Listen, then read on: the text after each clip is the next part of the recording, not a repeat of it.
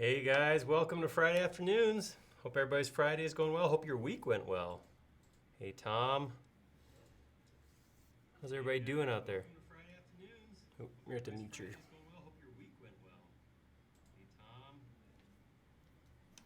we go. Did you get it? Your laptop's not muted. Yeah, it is. Okay. Should I unmute? We're getting stuff from somewhere. It's not me. There you go. That might have been it. A little bit of an echo there. That was fun. There we go. Hey, welcome back, everybody. Dave Marconi. Dave, if you're looking for the snow to melt, I hate to be the bearer of bad news, but I think we're just at the beginning of this thing.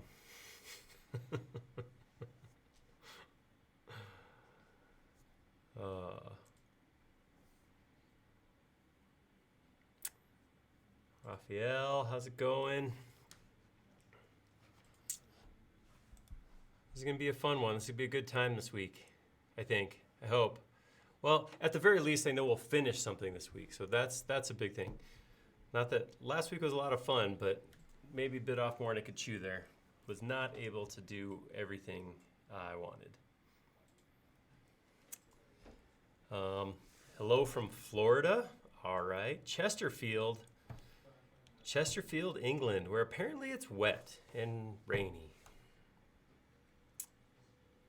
Well, we're here in Boulder, Colorado, and we actually have nice weather coming in right now. Up till now, it's been snowy and cold for the last few days on and off, and we're supposed to have 70 and sun tomorrow, so it's pretty standard. That's like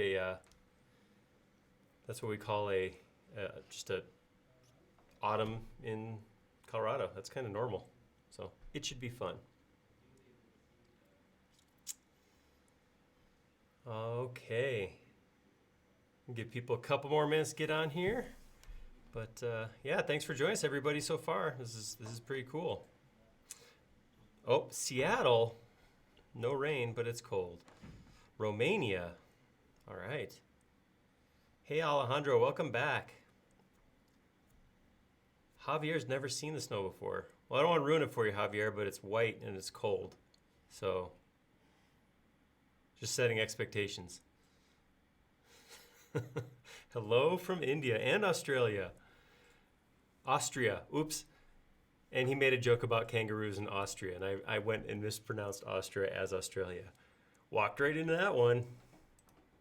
Awesome. Hey, everybody. Welcome back. Friday afternoon is here again, which means we get to hang out and talk about SketchUp and do some SketchUpping. So this is going to be fun. I do have a new co-host hanging out with me today. Casey is on the other side of the monitor. Say hi, Casey. Hello. So Casey's going to help out, make sure he reminds me to look up and pay attention to the comments and share information with you guys in the event that I am unable to, because, you know, I'm pushing buttons and not sending links or that sort of thing. Whoa, we got a whole flood of hellos. Hold on, we got to back up and say hi to Belgium, Puerto Rico, USA. We'll say hi. We say hi to whole other countries. Lima, Peru, Salta, north of Argentina, and Dubai. Dubai, you're gonna be able to help me out here. Hey, all right. So I want to do something. I want to abuse my power for just a second, and I apologize. I never do this, but I did want to spend just the first minute talking about something serious. Like I said, this is not a normal thing. If you haven't been here before, roll with me for just a second. I apologize, but I did want to talk about something that's going on in our country right now, and it's kind of a serious thing. It has had a huge effect on me just recently, and I want to mention this. So every single year we do this thing where we change our clocks. It's called daylight savings. I don't know what we're saving anymore, but I will tell you something. It throws my brain off for a solid week and a half. So do you see this thing in my hand? You can't see this thing in my hand. You know why you can't see this thing in my hand? Because it's green. It's the same color as the green screen behind me. I know that I come in every Friday and I work in front of a green screen. But because of daylight savings, I wore this green shirt into work today, and I had to go out and buy a new shirt so I didn't blend into the background like this. This is what daylight savings is doing to our country. Let that sink in for just a second. I apologize for having a rant there, but that was rough. Okay. Having said that, let's go ahead and get started on some SketchUpping.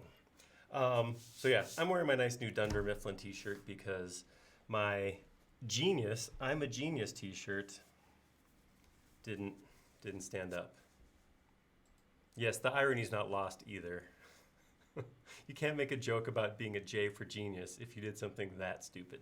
So anyhow, that's how my morning started. Nowhere to go but up.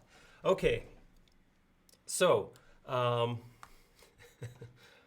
that is. Oh, I did have to do a shout out.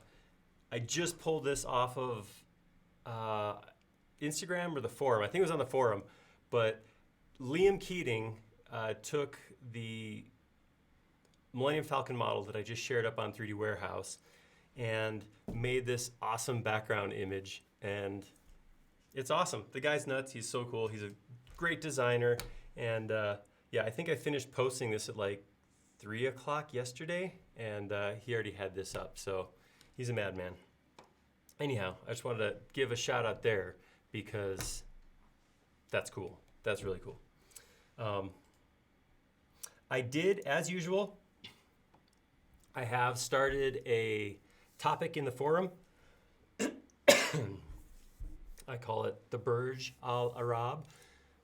Interesting story there. I was concerned that I would pronounce the name of that hotel incorrectly. So I went online and typed the word with I typed Burj al Arab pronunciation. And the first website I pulled up had one of those computer voices that reads it to you, and it read it to me Burj al Arab, which I didn't think was correct. So fortunately, I did a little more research and found what I believe to be a more correct pronunciation, Burj al Arab, or Tower of the Arabians, I believe, something like that. So anyhow, that's what we're going to tackle today. This was kind of a last minute idea. We didn't have a thing this week, so earlier this week, we kind of just threw out a bunch of ideas for models, and this is one that stuck. So it's a very interesting building. It should be a fun time. But as usual, please use this forum, this spot, to share if you have good pictures of details or dimensions, information about the Burj. Throw them in here because I can actually hop on here. If you send it to me in email or something like that, I'm not going to go through and make you guys wade through my inbox with me. But if you post it here, I can download it directly, and we can take a look at files or share files or pull up images, that kind of thing.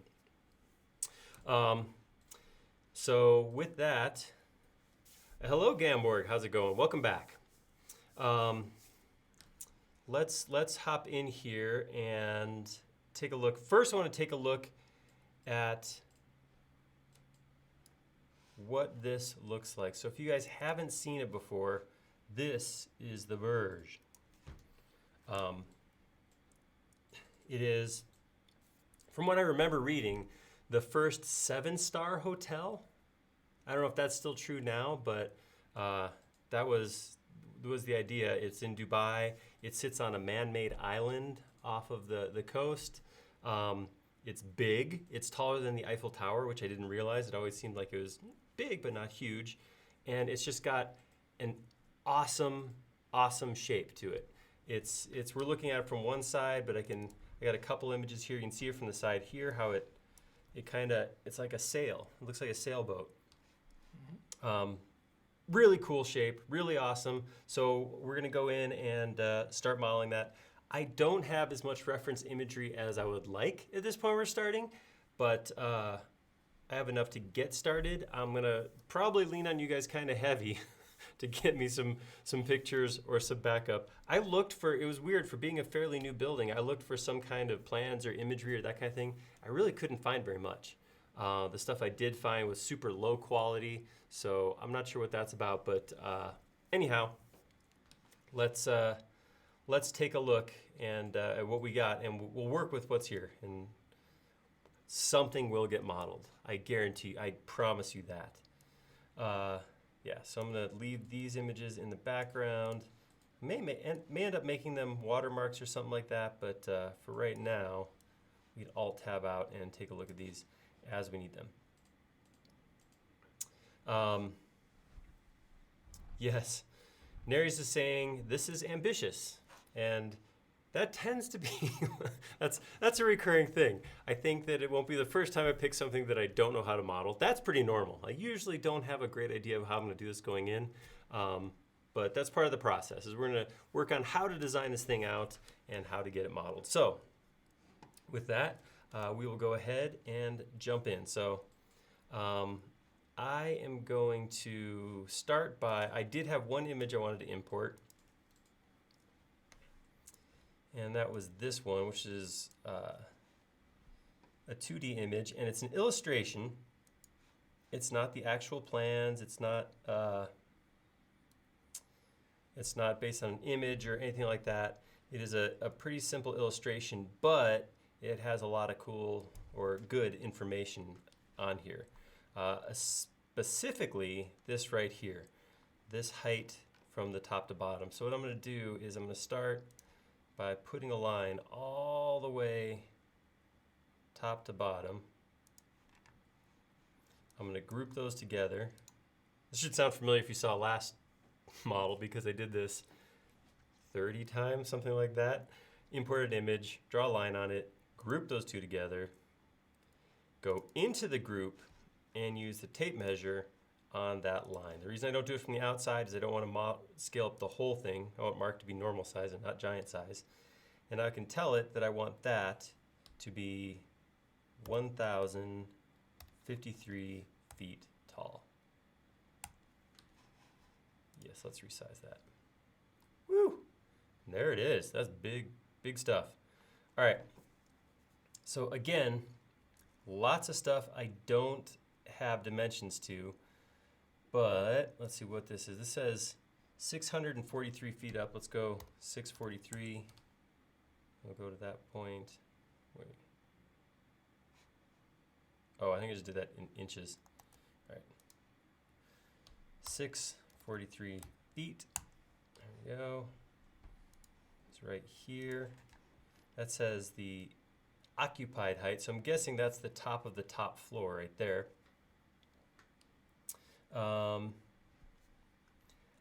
That's really about all the information we get. How about that?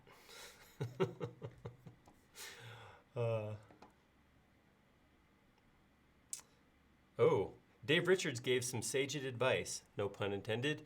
He said he once watched a guy demonstrating turning on a lathe.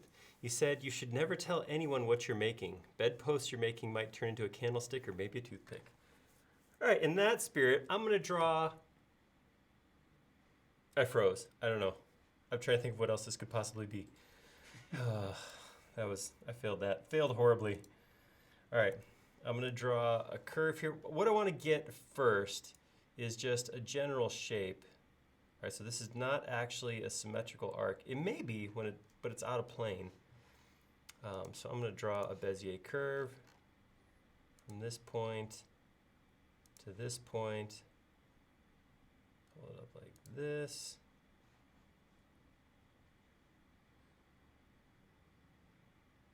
Oops, I did that wrong. One more time. All right, like this. Pull the top out like that, and then bring the bottom. There we go.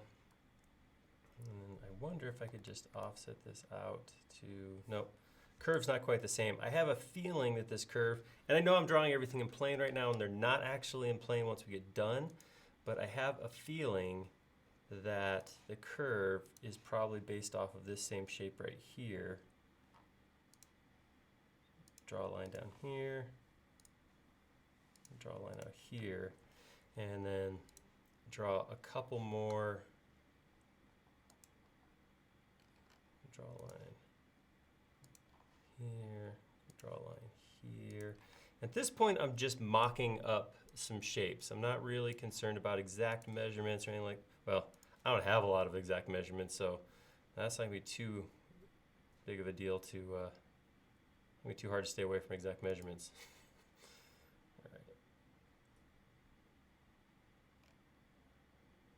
All right, there's that inside curve right there.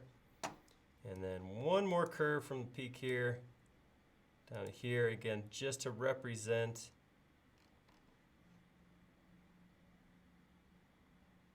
the outside of these, what look like fabric panels. I don't know exactly what they are, but all right. So, whoops.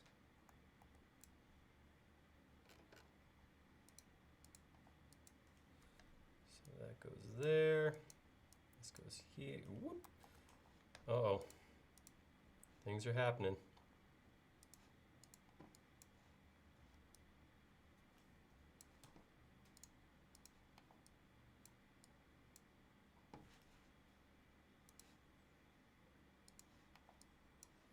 All right, so that is my initial profile of the geometry of the Burj.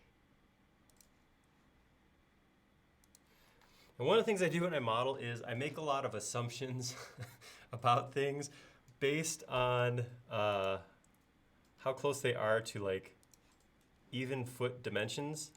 And something's occurring to me that most likely this was not built to even foot dimensions of any type.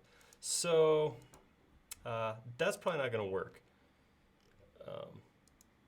That is, I will have to probably either work in meters, which you guys know I got nothing against meters. I just can't work in it because I don't have context for that. Or just wing it a lot more than normal.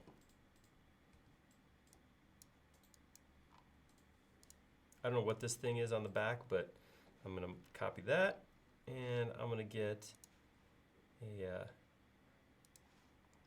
representation right here. That's actually all I'm just gonna do this. Something like that, just to represent where the helicopter pad is. All right, I'm gonna take all that, I'm gonna make it a group, and paste that, oops. Copy that, paste it out here, and I guess I have this dimension right here. I could use that. I come up 689 feet. 689 feet rather than inches. So that's the actual height of the helicopter pad. So I might go ahead and just raise that vertically. Oop, wrong vertical. Vertical on the flat. There we go. All right. 3 feet equals meter. Yeah, I get that, and I actually had to do. I worked with a Canadian company for a while when I was doing design work, and I think that, honestly, metric makes a lot of sense. It's pretty easy to work in. Everything's increments of 10, so it's like really easy to go, okay, this is this big, 10 of this is gonna be 10 times that. You can go and break it down into decimal points. It's pretty simple. But here in America, we're stuck on that, we have an increment called a foot, which we break into 10 inches. And then the 10 inches, we tend to break down into, 12. That's daylight savings. I blame daylight savings for that. 12 inches in a foot. I am aware of that. And then we break each of those inches into maybe 12ths or 16ths, 30 seconds, 64ths. So Yeah, that's a spot where I just feel like Imperial's got some figuring out to do. All right, so yeah, we make this a face me component. We're pretty much done here. All right, that's what we got to start with. 1/4 inch is about 5 millimeters. So that makes 20 millimeters about an inch. See, and people have told me, like, and I've done conversions and stuff, and I get it, but it's just I've been designing in Imperial so long, for so many years, it's really hard for me to picture, because I think 2x4s, obviously something that used a lot. I think 30, which is 38 millimeters by 56 millimeters or something like that, is the approximate measurement of a 2x4, and I don't know. It doesn't, you know, I'm comfortable in my inability to work in that format. Don't try to change me. All right. Let's start with this. Here's this thing. I did just get sent an image. I think there's an image on the forum. I'm not sure what that is. It might be up here. It might be the back of, well, I should look at it where we can all take a turn. It might be, this might be the back or the front of the hotel's at the entry, or the Burj Terrace. So there is, if we look at this, it might be this spot right here, where there's also a spot that comes out on the back where they have a man-made beach pool, a beach pool. But I don't know. I really don't know what that is. So, hey Vlad, welcome back.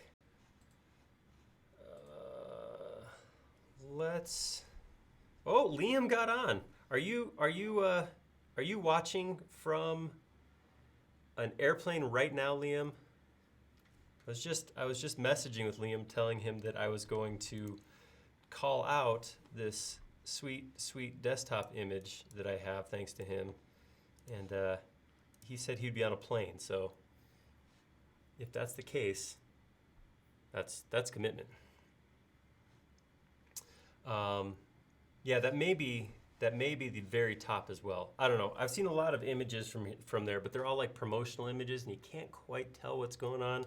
A very soft filter, everything's shiny, and anyhow. All right, so the first thing I was thinking about doing was maybe building these shapes right here. So that would be this shape on the two sides. What I really need, I don't know if anybody has this, is I don't know what the angle of the Burj is. So I don't know how wide it is. I guess we could pull in, if we feel confident with that image on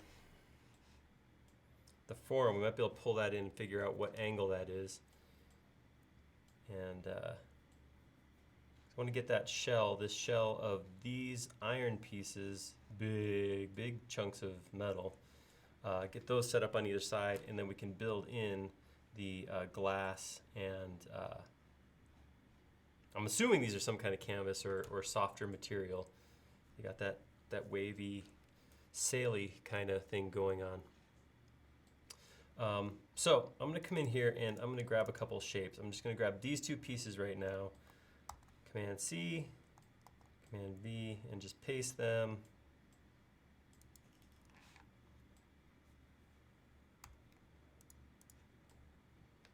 Up like that.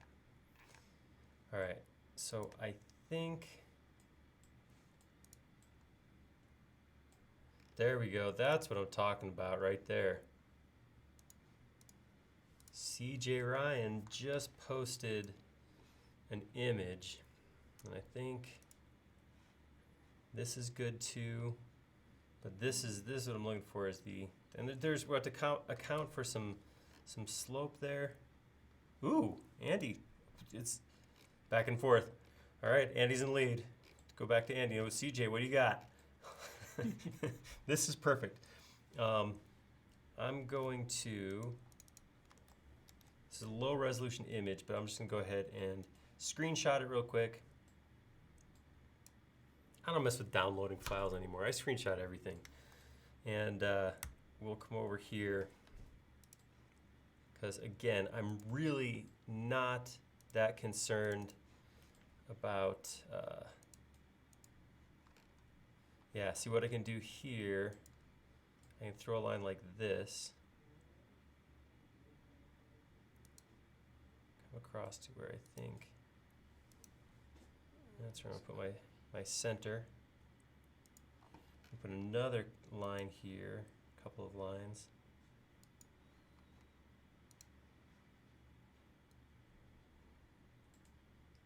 Oh, have you saved yet? Saving. Pfft. No, I haven't, and I should. Oh, Casey's already got my back. Good thing. Yeah, it's in chat. Yeah. Mentioned it. I figured it'd be a good idea. That is a grand idea. All right. There's half of what I need. Okay, fine. Killjoys. I get it. Nobody wants to watch me model this twice.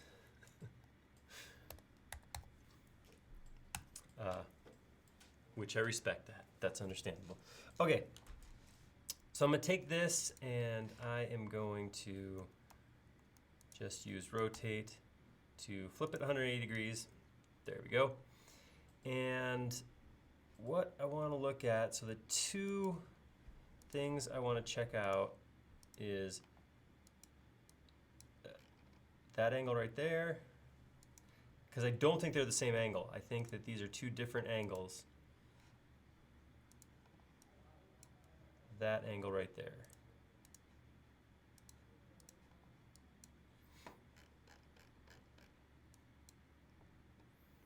Yeah, they don't quite look the same, do they? They're a little bit different. Mm-hmm. So let's do that. Let's check out. So since I'm starting with this piece right here, I'm going to go ahead and what floor is this? Does anybody? According to this text, it's the level. Does anybody know? I don't know, Andy, if you can see that on the original image, where this is at. Just the only reason I ask is that will help me figure out the scale where it is on this curve. Not a big deal though. All right, so I'm gonna go to my tools and I'm gonna use my protractor. Here to here is 65 degrees. The inside here to here is 50.5-ish degrees. All right, so I'll take a copy of this over here. All right, now I got to figure out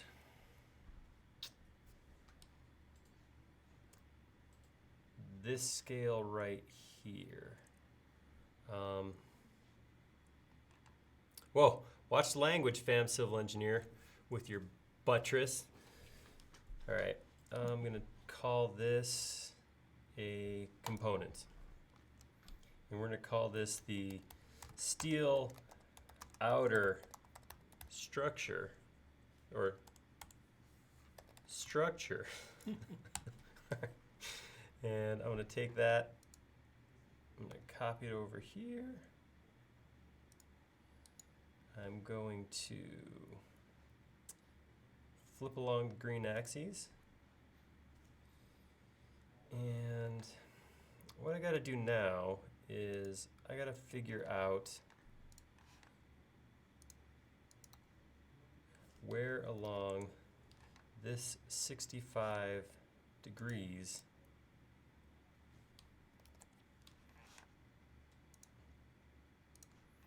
so that's how those two pieces line up. What I don't know, what I got to work backwards into is this line right here. It is something long.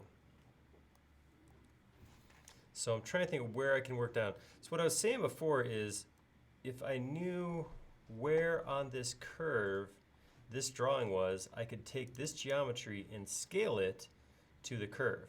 And then that would give me that line. I don't have that though. So I'm gonna make an assumption because that's really all I got at this point. Let's see, did any fascinating new images show up? Oh, Yeah, we got one. that looks like it has information. Looks like it's ground floor. That could be cool.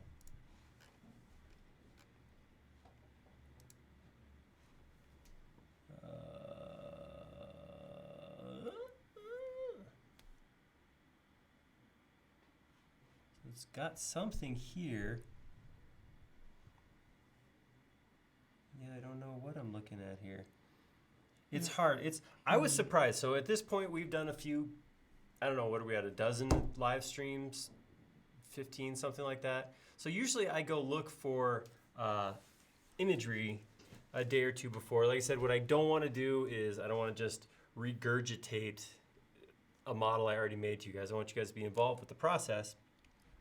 But what is surprisingly difficult with this is all the other things that I've looked for. I've eventually found some decent drawings or scaled something other, and I really couldn't find hardly anything for this.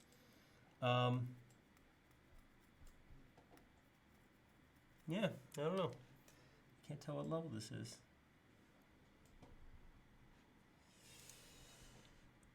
Well, I'm gonna. Oh, it's foundation. Oh, I think so. It said on that there's a. Oh yeah, look at, so these are footer call outs. So this is below. But this doesn't have any dimensions on it either.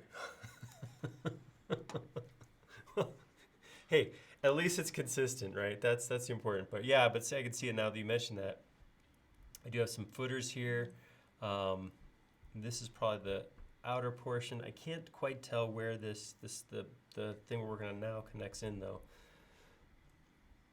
All right, you guys keep looking. We can make changes if necessary, but I'm gonna do my thing and make some stuff up here. I'm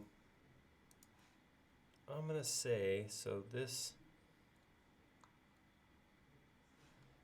I'm pretty sure this is not a ground floor level because this image shows these rooms and shows this open section throughout here. So I'm thinking this is probably at least a floor or two up, but it's fairly big. So I'm guessing it's part of like the bigger part of the bulge and not further up here. So what I'm gonna do, I'm going to pick a dimension. I'm gonna say 220 feet. I'm gonna make this into a group, make a copy of the group. I don't know what I'll need later, so I'm making copies of everything. And I will go here to here. I'm gonna tell it that that is 220 feet. Oh, it looks so tiny. All right, I'm gonna take that, put it right here. Whoops, wrong group. Rotate this group.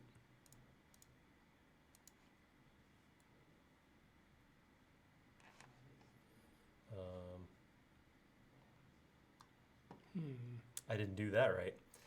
All right, so we need to go here. And then we need to go here.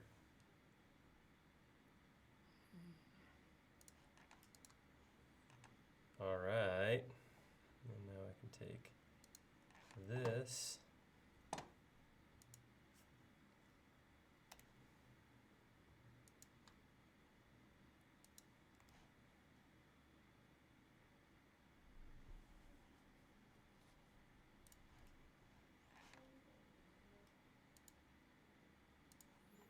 Okay. There we go. Use and reference imagery for things we don't know or understand. So this is not specifically how it looks either. So this kind of, we got this whole thing going on in here. We got this spine that goes all the way up to, I don't know what this is. Does anybody out there know what this is. Marconi's saying we're a little quiet, so I will go ahead and bump the volume. Sorry if I hurt anybody with that, but we'll take it up a little bit. That's about as far up as I can go. Whoa, whoa, whoa, hold on. Back it down, back it down. All right, that's about where it says I'm not allowed to go more than that. So hopefully that helps, Marconi. Hey, Red, welcome back. I heard they have a restaurant somewhere in the tower, so that could be the restaurant overlooking the bay. That would make sense. That makes sense. Oh, yep. Martin confirmed it's a restaurant. Ah. All right, Awesome. so what we'll do is we'll create kind of this spine detail right here going up to underneath the restaurant. But first, we're going to go in and kind of create this structure. Did I include that? I did. Okay, so here's what I'm thinking I'll do. I've made this a component, so what I can do is I can just push-pull that like that, and that'll give me the two sides. I can also, from there, take this out halfway, put a line out like that, go.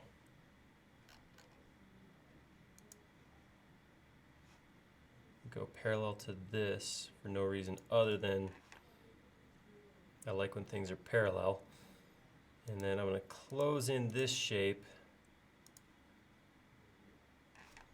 Take that down to the ground.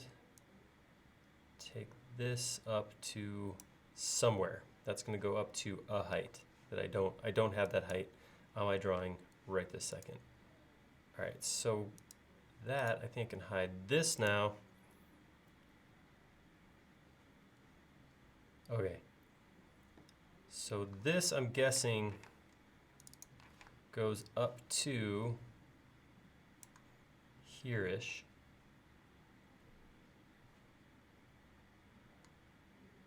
I did something not quite right. If I peek my head inside, this doesn't quite meet up.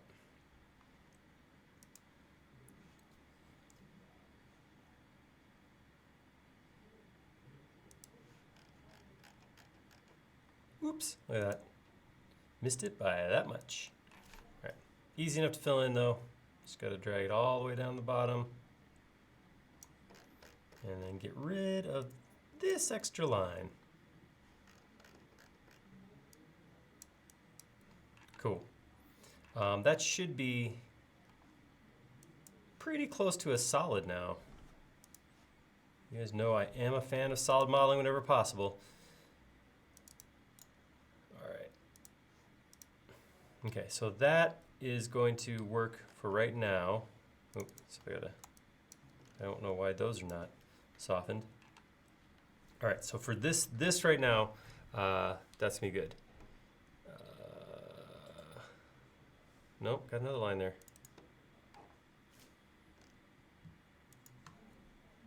There we go. Sweet. Okay. Save. Command S. You guys are just waiting for it. I know. Just waiting for me to not save.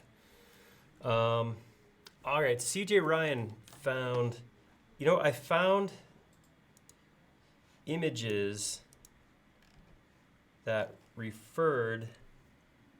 Ooh, we got foundation dimensions. Oh no, they're in centimeters. Delete it. I found images based on this image, but they were never, they were all like 300 pixels tall. They were teeny tiny images, so I could never pull anything decent out of them. So this is cool. I'm glad you found this.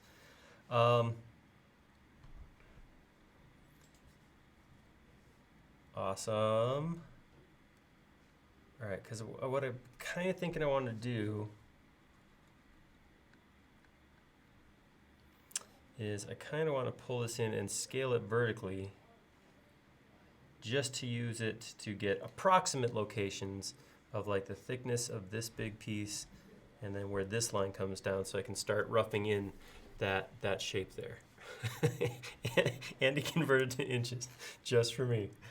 Oh yeah, look at that, 966 inches. My man, thank you very much. All right, so 966. I just out of curiosity, let's go see. Let's go look what we got right here. Draw a line from here to here. Now we got to convert from feet to inches. Oh, it's all falling apart. All right. 966 inches. Hmm.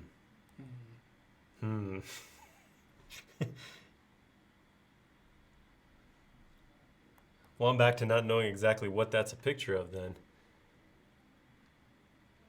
I don't think you did anything wrong. I believe your dimensions, but that's how big that is on here. So I guess it's possible that that's just this back piece, and there's way more. I mean, there's a huge grid on this thing. This is not a small building. We should go look at Mark just to verify that it's insanely huge. Come here, Mark. Yeah. So we need a mark on your your image too. But yeah, so 966. So that's big, but I'm wondering if that's like, it's in the basement. So I'm wondering if like this whole thing is on there, and then that image details just a portion. You know what I mean? Cool. Well, hey, we work with what we got. This is so something is happening so far. All right, I'm gonna go ahead and import. I didn't actually save it yet. Hold up. Jump the gun. I'm gonna go to this one, and I'm gonna copy this. So one of the issues that I know I'm going to run into, if I haven't already, is I don't think I'm looking straight at this surface in this drawing. So as I look at this right now, I think I'm seeing that tilted towards me like this. I think I'm looking at that 90 degrees to this image right here, if that makes sense. So there's a possibility that this won't be exactly perfect, but we're gonna run with it. Possibility, it could happen. All right. Go ahead and grab this screenshot and import it.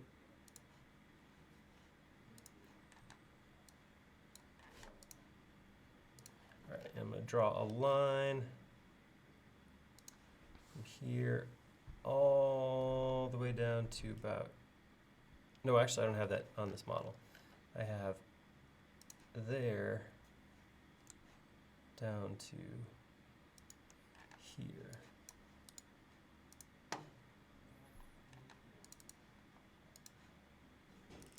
Oh, I should find out what that number is first.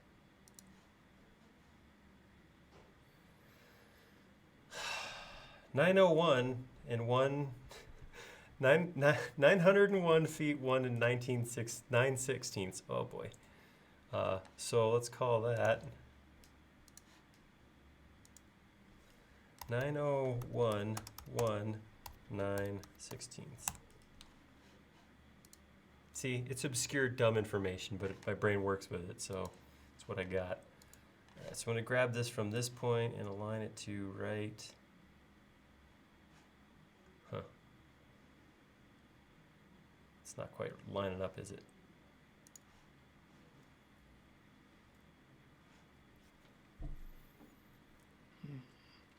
So my randomly selected image from one source is different from my randomly selected image from another source. You know, I like this coming out a little bit further. I think this is closer. As I look at images, this comes out a little further. I think that makes a little more sense. I think my dimension drawing that I had before was probably looking at it tilted, and this may actually be all the way out. So let's see what happens if I go in here and I grab that and slide it out to here.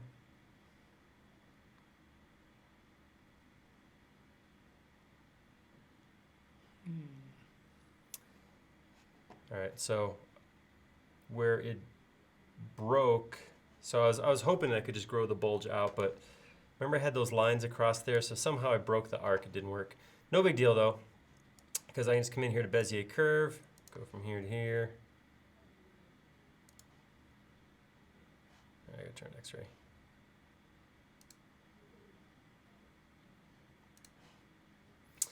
I know some of you will gasp to see that I don't have, you know what, is this just, if this is the case, then this may actually make a lot more sense.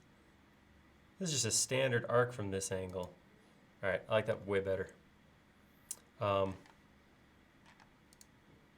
was gonna say, some of you may be surprised to find that I don't have X-ray as a command. And I don't. I've never really used X-ray that much, which is kind of weird. A lot of people have X-ray on the X key and they just tap it to turn X-ray on and off. I just don't use it that often. I'm gonna make my ref layer, and I'm gonna take my image and put it onto that layer so I can toggle that on and off, get it out of the way. I also don't, how big do I gotta go here? I don't know, I know there's probably those of you out there who, oh, that's why.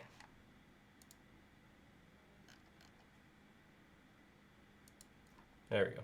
That should close it up. Did I miss the point up here too? Looks like I got that one.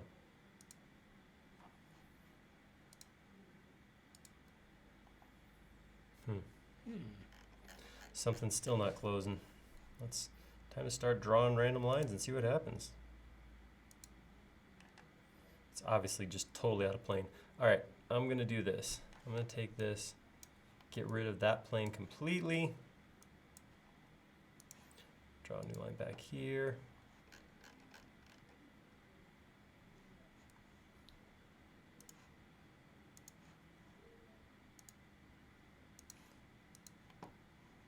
I have a feeling I'm out of plane with this. Yeah, I am. Okay, no problem. This is all totally fixable. I'm just gonna draw a new reference plane.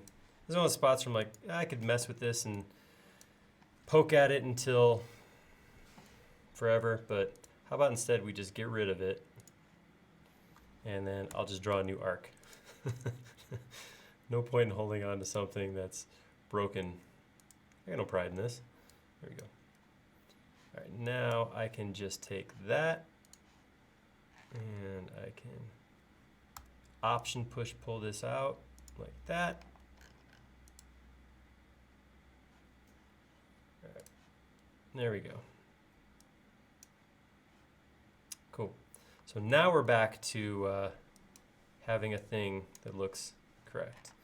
So if I turn my reference layer back on, turn X-ray back on, now I can start getting some stuff done here. I'm gonna save. All right, grab this line right here, offset that in. There we go, go right here.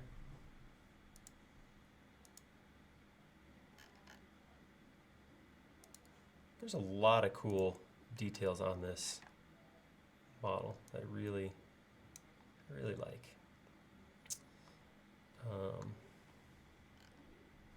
Just a cool looking building in general.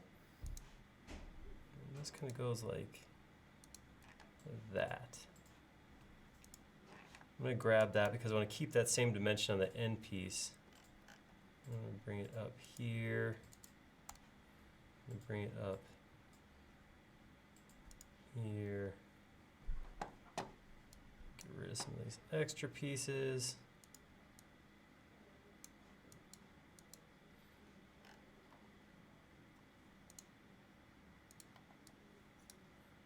Go. Whoops, delete something in back. I turn off X-ray now. I can't be trusted with X-ray and eraser at the same time. That's just asking for trouble. Uh-oh, something. Oh. All right. So now, push this through to here.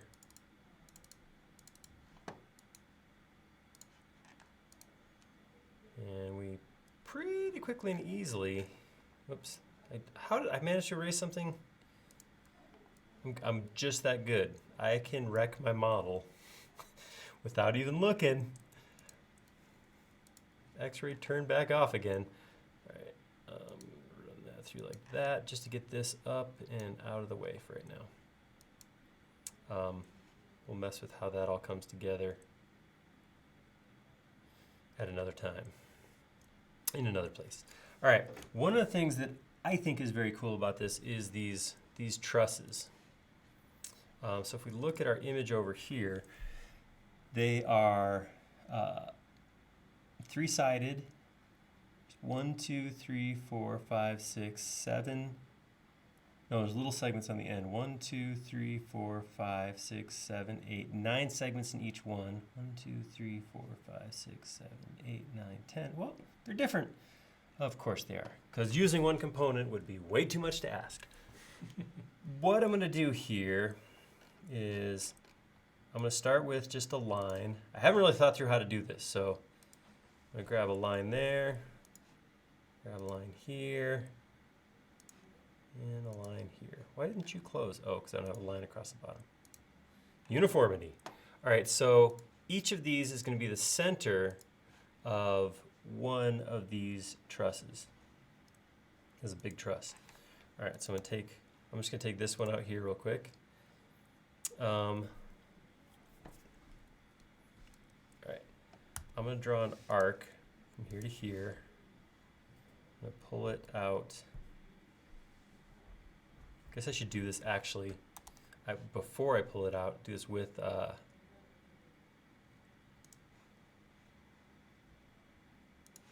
my reference here.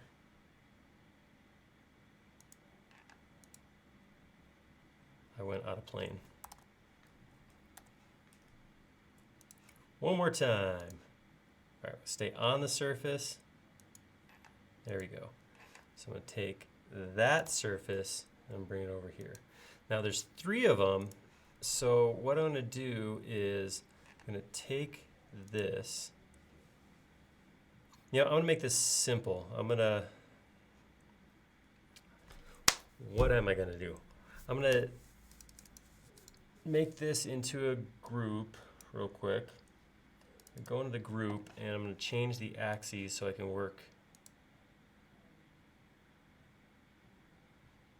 with something on this line.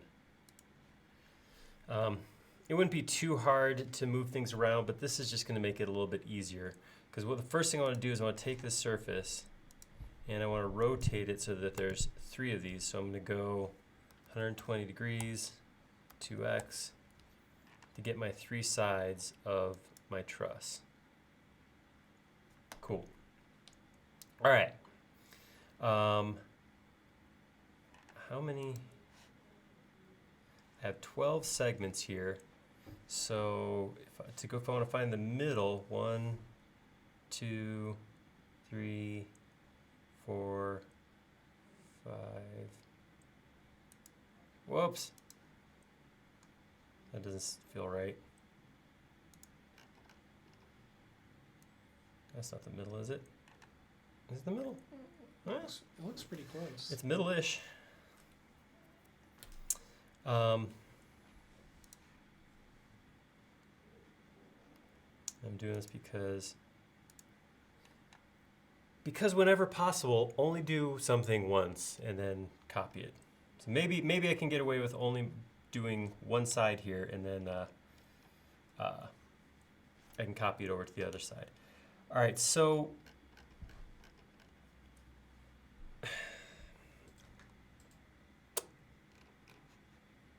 here's what I got to do. I got to get a circle. I'm going to do a follow me with a circle because it looks like these are tube steel. So my bigger tubes are going to go around the outside. How many are, this is 1, 2, 3, 4, 5, 6, 7, 8. 1, 2, 3, 4, 5, 6, 7, 8, 9. So actually, what I should do, I was thinking about that, making each piece into a component, but I'm concerned about the amount of cleanup I'd have to do. I'm going to backtrack. One thing I'm going to do right now is get rid of all this, get rid of all this. I'm going to make an arc that goes from here to here. Whoops, back up. Just did the wrong thing again. Hey, I'm wrong, but at least I'm consistent. I'm going to make this into 1, 2, 3, 4, 5, 6, 7, 8, 9 segments. The 9 segments then are going to make it way easier to align everything. Did I hit that end? I did not hit the end. All right, one last time for everybody who wasn't watching. All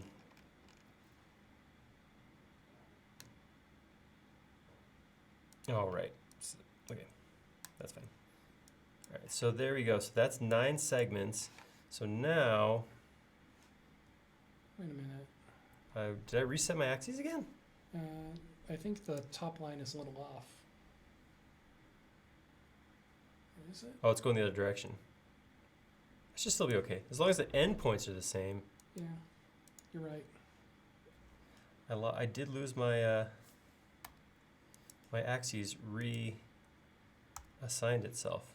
So 120, 3, 120, 2x. All right, there's my 3 pieces again. Then the center of this middle piece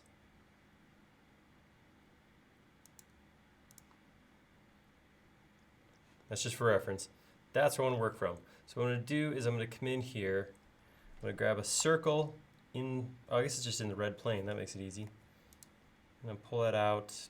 Oh, do you want to reduce the number of sides you have on the circle to save on your polygon count? Since you're Sure. gonna have so many of That'd them. be a big model. That's a great idea. So I'm going to go to my sides. I'm going to just put 12 in. Half the geometry on here. Great call. And I'm going to bring it out. I'm going to say it's 4 feet wide, so I'm going to go 24 inches. I'm sorry. I know this should be in metric, but I can't do metric. We've already talked about that. All right, I'm going to take that. I'm going to follow me. Whoops.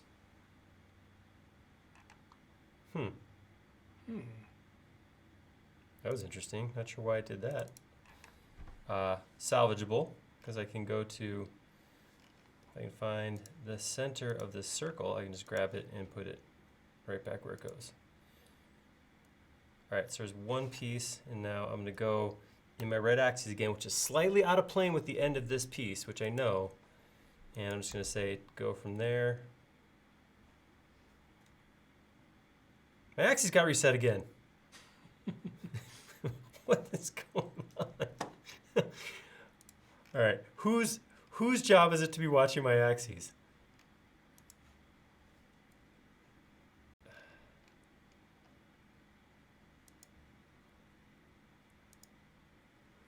Comments probably already have it all worked out, and like they're like, you're doing it wrong. All right, let's try this again.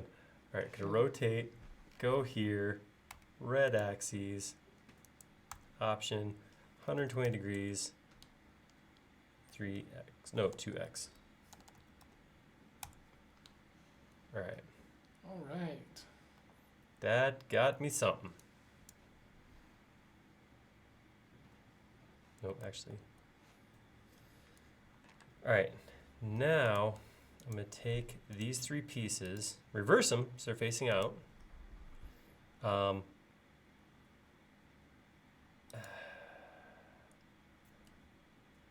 going to hide them temporarily because one of the other things I have to do, and I'm trying to think of a way to save time on doing this. Maybe you guys can think of something, but at each of these segments, where I actually don't want these surfaces, oh no, it's making a mess. I gotta go. Oh. Okay. I'm gonna grab these 3 pieces. I'm going to isolate them by putting them in a group. Then I'm going to hide them. All right. Don't need this geometry, this mess down here. Don't need this geometry. Whoops.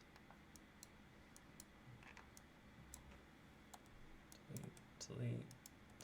Okay, back to this piece right here.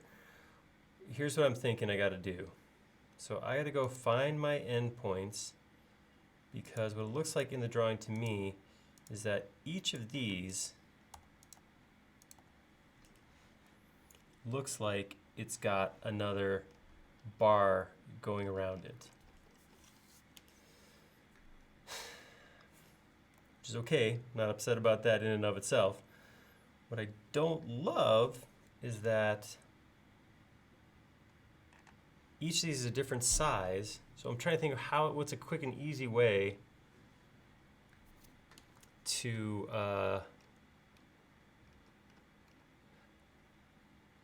do things. Here's what I'm gonna do. I'm gonna reassign my axes again. We know it's not gonna hold. All right, and I'm gonna draw a circle right here. And I'm gonna make these half the size, so I'm gonna make these 12 inches. And I'm gonna grab this triangle and that. Hold up. I'm gonna copy all of this up to my next point. Just right there. Just to hold that for a second. All right, so now I'm gonna go grab these 3 sides, follow me with this. Reverse faces, and just to see how that looks.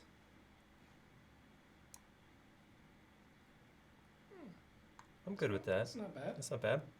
It's looking good. It's solidly acceptable. We'll just leave it at that. Mm. All right.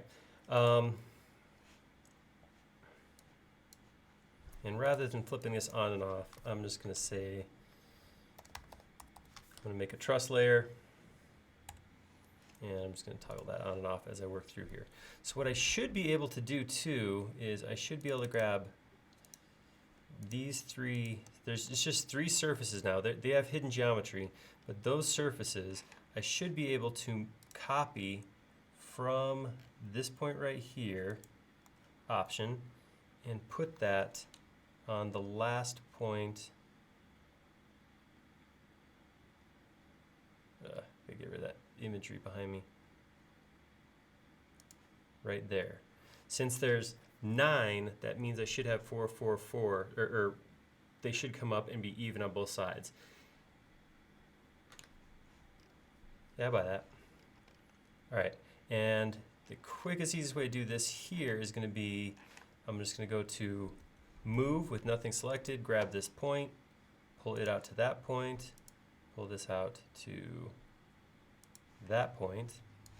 I'm going to grab all of that, copy it, and move it up to my next point. All right, so I'm going to do something I almost never do. I'm going to go to my styles, and I'm going to go to edit, and I am going to turn my endpoints on. So I usually don't do this because I just don't like the look of it very much, but because I'm copying stuff, but they're not endpoints now because they're not broken, it's part of an arc. Extension show? No. Well, I'm turning them off then if they don't help me. You're out. All right. And I'm just going to do this now. I'm going to copy this to the next one. 1, 2, 3, 4. So that should be enough. And then up here, I can go select these 3 lines. Follow me, circle. Over here, move. 3 lines, follow me, circle, move, and move, 3 lines, follow me, circle. And now I should be able to go grab this, just the surfaces again. Grab this point as a reference point, option to copy, come put that on my second, breaking my truss, right here, 1, 2, 3, option copy,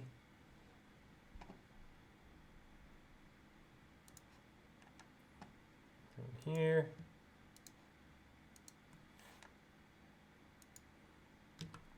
copy one last time. I don't want to ruin it for you, but I may be cutting some corners on the other trusses. We'll see. I'm not guaranteeing anything, but I don't want to do that anymore. All right. If I look in here, let's zoom in quite a bit. What do we got? Looks like we just maybe have crisscrosses here to here, all the way around. Cool. So what I'm going to do is I'm going to do a group select right now. Oops, get behind my head. Sorry. Do a group select, and then I'm going to right click. Oh, grab it all again.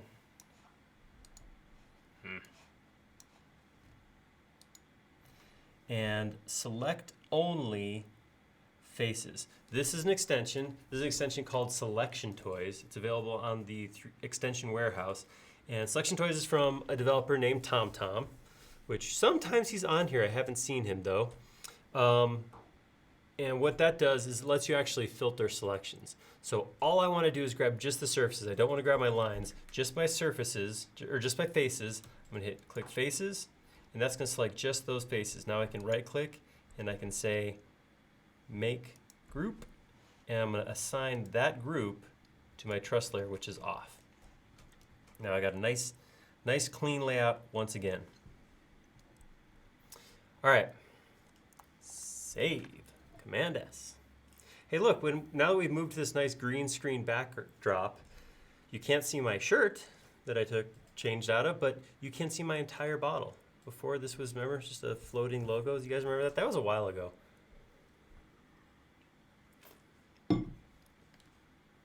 All right, one more time.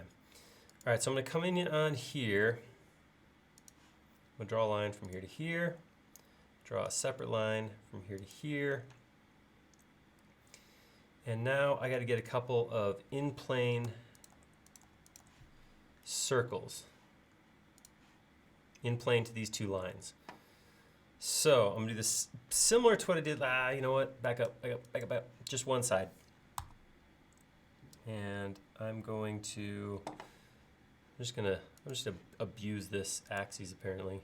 Set my axes here, draw another circle on the red axes, and I'll make these half the size of the last one again, so this I'll make 6 inches. All right, I'm going to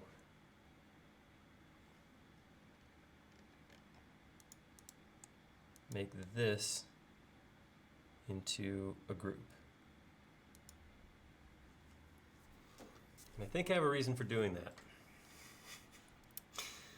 All right, I'm going to grab that. It's hard.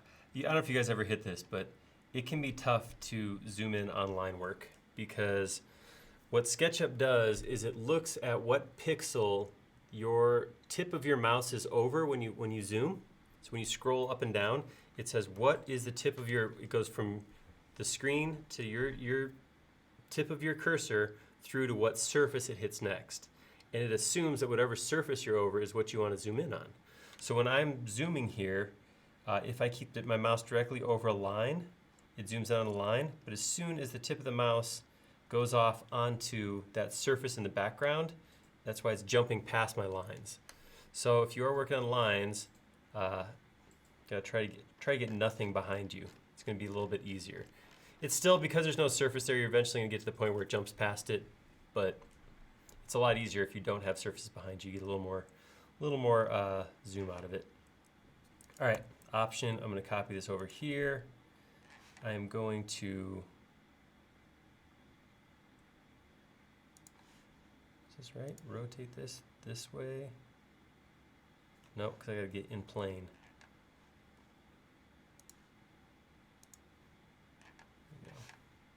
So in plane with this, I'm going to rotate from here to here. All right. And now I'm going to take both of these groups. I'm going to move them, same as I did before. Option, copy them up. And stuff's gonna have to happen. I can't worry about tomorrow's problems. I gotta work on today's problems first. All right, I'm gonna go into this group, select this line, follow me, circle, reverse faces. Come in here, do the same, select the line, follow me, this circle, reverse faces. All right, now I can take these two, if I reassign my axes again, you can say I want to rotate on the red axes from this point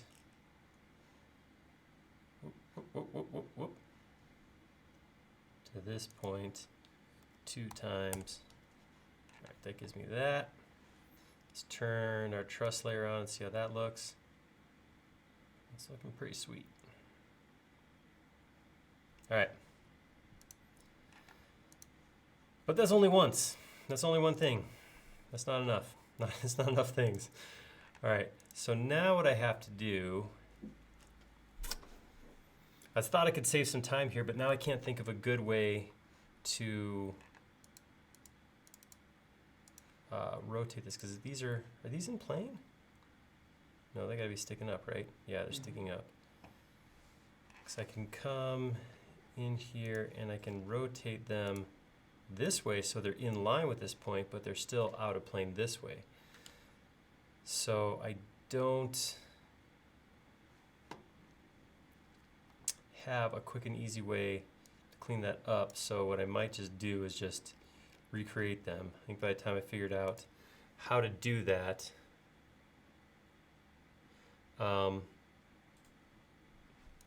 yeah, I could do an extruded circle, but the only reason I'm hesitant to do that is I'll end up distorting it,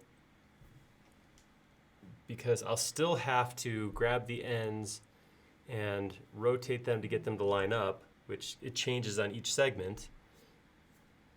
And then as soon as I stretch it, unless it's perfectly in plane, unless my cylinder is perfectly in plane, as soon as I stretch it, it's going to distort that circle, so it won't be a circle anymore. I think I have an easier way to do it. If I do, so I'm going to get my 2 lines in real quick right here. I'm going to get my axes in line with one of them, draw my circle on that axis, 6. I'm going to grab these 2 segments, follow me with that circle, and then I'm just going to do the other one right away, reassign the axes, circle on the red axes, 6 inches, select those 2 segments, follow me, click here, and get rid of this geometry. Oops. Grab these 2, reassign the axes again,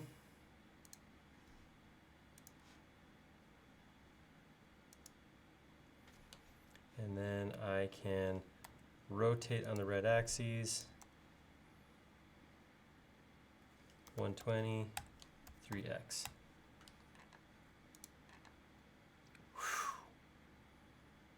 So is there a reason you're using follow me instead of push-pull? There's absolutely no reason not to use push-pull on this. Nice call. Yeah, 'cause I'm just going on a straight line. Someone in chat had that question. So yeah, nope. No, there is no reason other than daylight savings. That's the best I can come up with. I think I used push-pull to do the triangles and the arcs, or follow me to use those to do those 2, and I just kind of stuck with it. So yeah, at least it's working. Yeah, I got that going for me. Cool. Yeah. All right. So we're gonna do that again one more time. Then we'll take all of that, flip it over, mirror it back to the other side, and then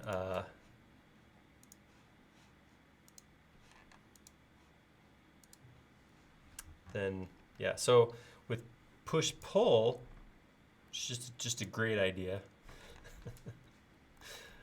I'm sorry, that sounded sarcastic. It wasn't meant to sound sarcastic. Yeah, that is the way to do it. I do like follow me though. Follow me is a fun command.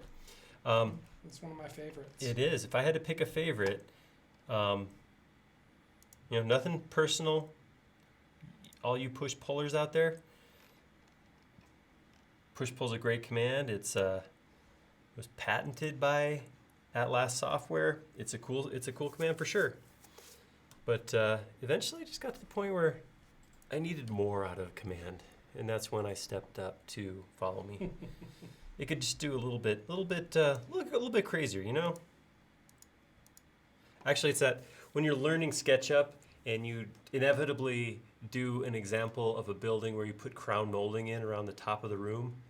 I mean, I've worked on a lot of houses doing design work, and I don't think I've ever really actually worked on a house that had crown molding.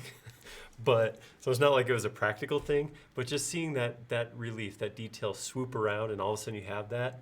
Oh, that's cool. But it's probably the same as the first time you drew a flat square on the ground and pulled it up into 3D space, and you drew a line on it to cut it and pulled half that face out. It's so many good moments.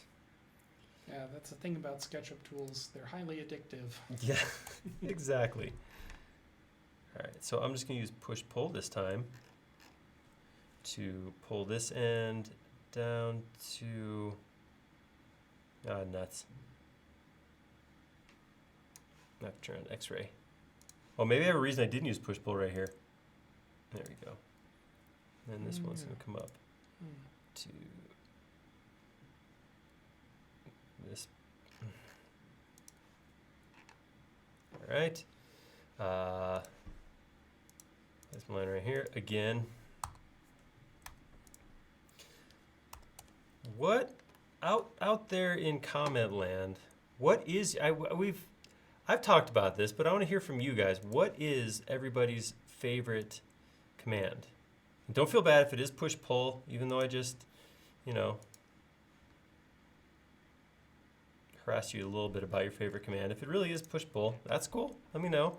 But let's hear from you. What is everybody's favorite SketchUp command? What do you got? Let's hear some comments. Personally, I'm rather fond of the arc tool. That's a good one. We've got Aaron saying delete is his favorite. That's a good one too. It's probably one of my most used tools. I should probably recant because as I was teased about more than a little bit at base camp last year, I maybe should say that undo is one of my favorite commands because... Oh, that's one of my most used too. There's no shame in that. So you try something and it doesn't work, you got to get back to where you were That's before. right. All right, so we've got Bruce saying he's rather partial to the top offset. To offset. Offset's a good one. And the newer one too, where it like cleans up as you offset. Mm-hmm. That's pretty cool. And we've got Dave saying create component is his favorite. I bet. That's I know Dave has create component on a hotkey. Actually, I think Dave probably did his best to remove groups from all the context sensitive menus as well. And I can't tell if it's advice for you or if it's a favorite tool, but we have someone I believe named Young saying save is their favorite tool, or telling you to save. Hey, either way, boom. That's a win for both of us. All right, so what I did was I did something. Oh, these were, I'm gonna have to come down here and explode these. All right, so I'm gonna grab all of my faces. I'm gonna right click, select only faces again, and I'm gonna use one of my new favorite commands, Keurig mirror, to option mirror on this face I just drew in the center. Very nice. Except I'm not really sure what this is right here. That was a new one. Haven't seen that happen before.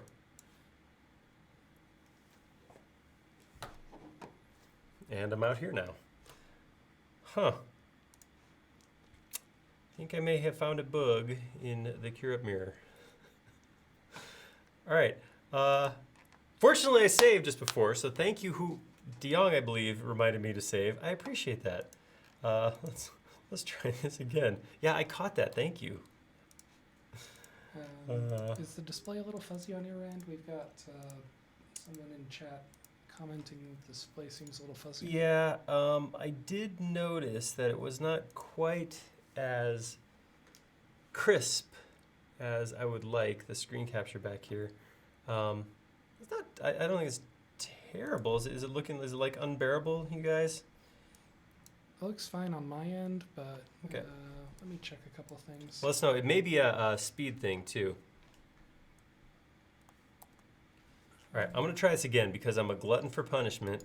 So I'm gonna come in here, select everything, select only It seems fine. faces. Okay. The, display. I'm gonna hit follow me, or again, option click here. Whoa! I did it again. All right, I'm gonna save. So close. Bug hunting with SketchUp. All right, that's not gonna work. I'm not gonna use flip along to copy that anymore. I do learn eventually, but yeah, I've spent too much time messing with things like that. So what I'm gonna do instead, I'm gonna create me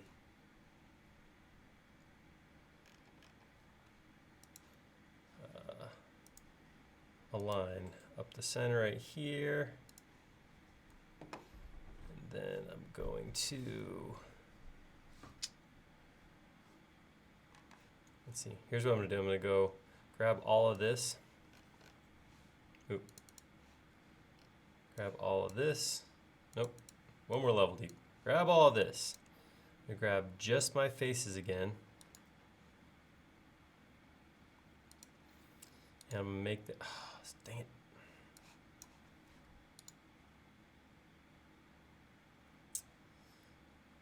Faces. I'm gonna make them a group.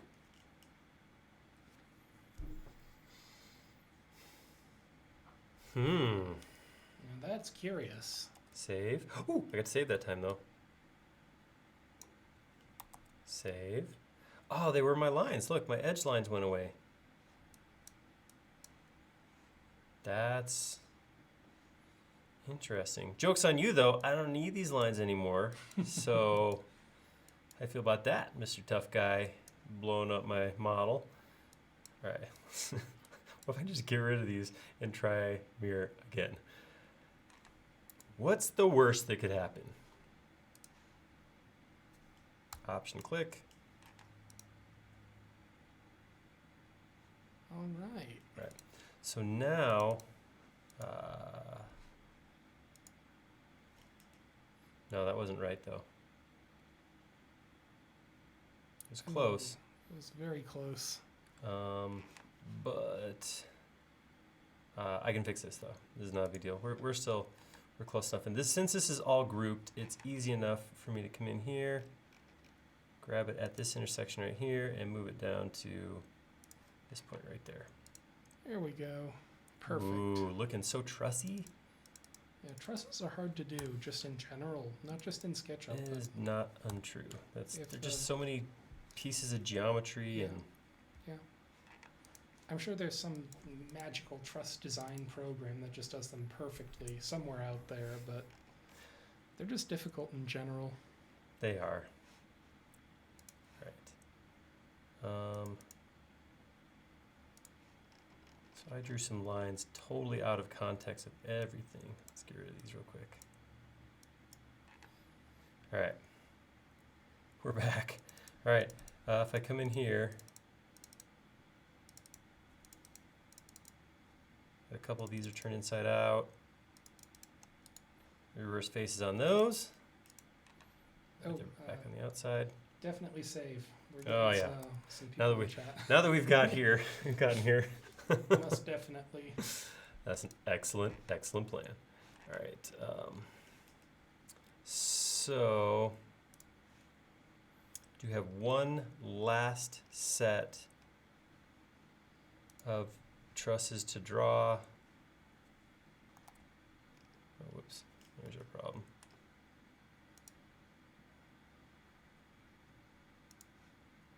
All right. Just need one going from here to here. And then one more going from here to here. And gonna align that. Throw another circle in here on the red axis, 6 inches. Almost like I've done it before. Let's push pull that down to, oh, too far. This is where I had to turn my x-ray on, huh? X-ray. Whoa, squirrely. Zooming's getting squirrely.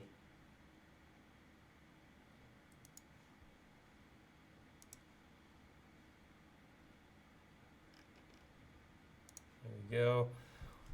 Last one. Right, oops, I got to reassign the axes. Forgot. You'd think if I do it 12 times, I'd have this down, but If you had it down, then what fun would that be? that's right. We'd all just go home. Everybody learned it and we'd just be done. All right, and I'm gonna do one more push-pull. Oops, got the wrong face. Pull that down to here. And then push-pull that up to here. All right.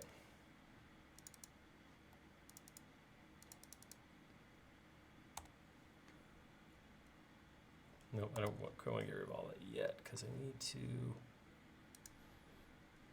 Uh-oh. I have an issue. I deleted my end lines down here and was not really ready for them. Let's get rid of them. Need that point right there. There we go. All right, now I can grab this surface and this surface. Gonna rotate that.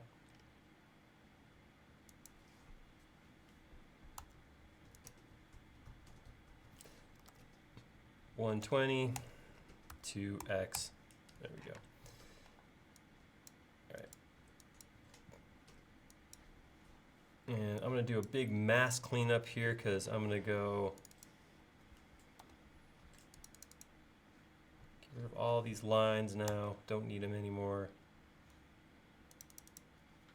Just triple clicking on any line to connect those lines and any connected geometry. That looks pretty good. If I turn that on, oh, I like it. Okay, so what one could do at this point, right now, one could go in and work on making this a single solid. That would be a perfectly understandable and logical thing to do. I'm not going to do that. I still want to spend the time using solid tools and intersecting, re-intersecting, all that kind of stuff. But this would be the time to do that. So if you did want to get this so it's one solid piece and put it on there, that would be great. We're like halfway into this model, and I'm gonna say this truss is just exactly what I want. So with that, I'm gonna take that, and I am gonna have to figure out where to place it though. So I am gonna have to do a little bit of drawing. I think if I go like that, I'll get a solid. There we go. And anytime you have a triangle and you want to find the center of it, is this a perfect triangle though? Are we actually, I'll right click on the surface and line my view so I'm looking straight at it? It is not. Seems like this one right here is. There we go. Get the center of that. If I draw a line from one point to the opposite midpoint, and I do that on two edges like this, where those two pieces intersect, that's the center. So I'm going to go ahead and I need one at that end, and I'm going to have to realign it at this end. So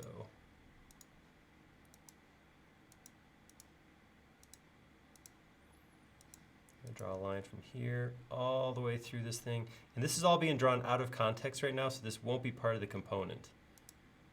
So if I draw that line and continue that line long, and then go the same thing, go up here, continue that line out long like that.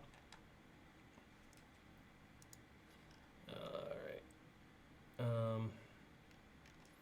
I should be able to. I'm going to grab this group, option copy it, and that line should fall right here.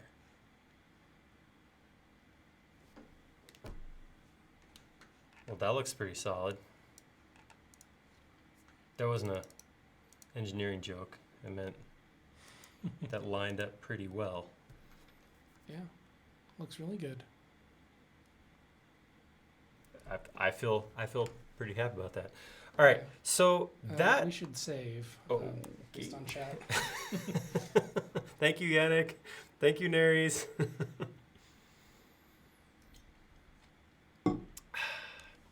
Yeah. So here's the thing. I'm not going to do that 2 more times. I'm going to say that this here truss. So first thing I'm going to do, I'm going to take this. Yeah. I'm going to realign the axes so that they're aligned with that reference line I just drew. So take that. Actually, yeah, no, I'll keep my red axes will be on this long line like that.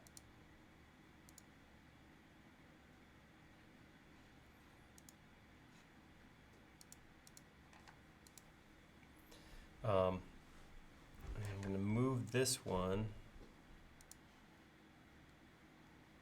to right here. And I know I have to move these in line with the wall. They're out on the outside edge, so I will do that. But right now, I'm going to do this. Going to, dang it.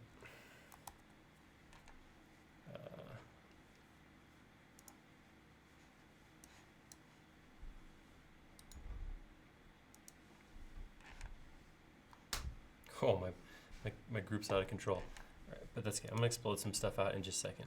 But I'm going to copy that with those lines that I used for placement before.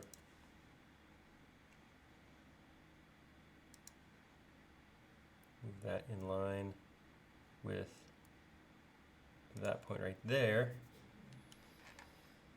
Now if I come in here and select this with scale, I should be able to just pull this right back to there. Because I aligned my axes this direction, so it's pretty easy to move that back. I'm going to do the same thing. I'm going to grab that now, grab it by this endpoint, option copy. And I know I am causing some distortion at this point, but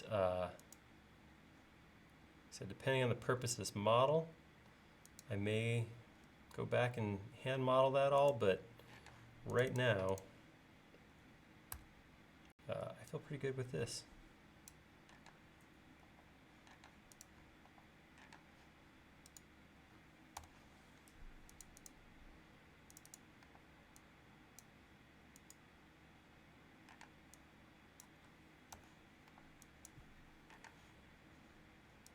All right, so up here, I get rid of these extra lines. All right, and I'm going to turn off ref real quick. Delete this, and then all of these, all 3 pieces are going to move from the outside edge to the center. Beautifully done. Whew, that's a lot of lines. All right, I'm going to go to my styles real quick. Because I just drew so many lines, I'm going to turn profiles off. Anytime you got something like that where you got just deep lines on top of lines, especially with something like trusses where you have all those pieces in there, turn profiles off is going to save the performance of your model. Because what profiles does, we talked about this before, it has to go through, and every time you move the camera, it checks to see which edge is an outside edge and then draws over it thicker. So by not having to do that, I'm going to keep my model snappy as I keep modeling here. All right, I'm going to come in here. I do have some lines in the middle. This one I want to.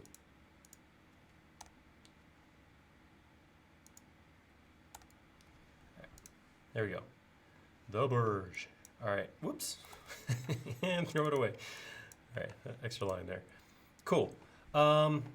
So we do have to continue this frame, and then we'll go put the inside piece in, but this frame does have that round spine coming down the back here that we saw right here. I think I'm going to keep that as simple as possible. I'm going to come in with an arc right here.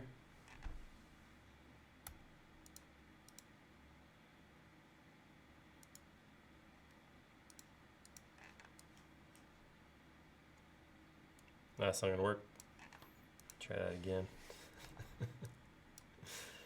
Come on, daylight savings. There we go. And I know it doesn't go all the way up because it does hit that restaurant, but that's what I'm going to do for right now. Grab that, make that a group. All right, it's coming along. Control save.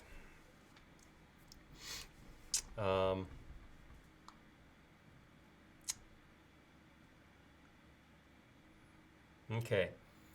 Speaking of the restaurant, did anybody happen upon a decent picture of that? Because the images that I have of it, including the actual images, look like this. I mean, it's a cool shape. I got like a folded over. I actually, for a while, I thought it was like maybe it's like something to catch wind or make electricity. I don't know what it was, but it is definitely a cool looking shape. I don't have a decent image of it though.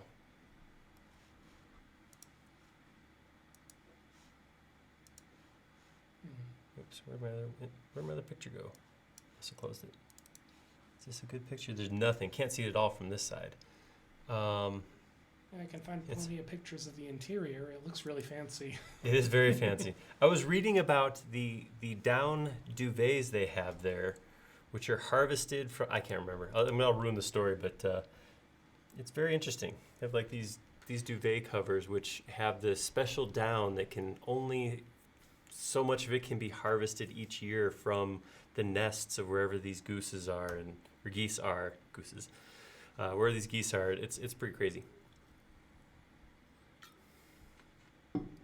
All right, so I mean, it's easy enough to draw. This is not a complex shape by any means, but I was just wondering if we had anything that was, I guess we can use the image we had imported before. We'll see how that lines up.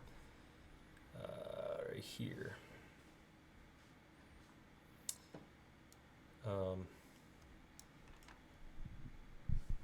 Actually, we did have an image, didn't we? Okay. Oh, did I turn it off?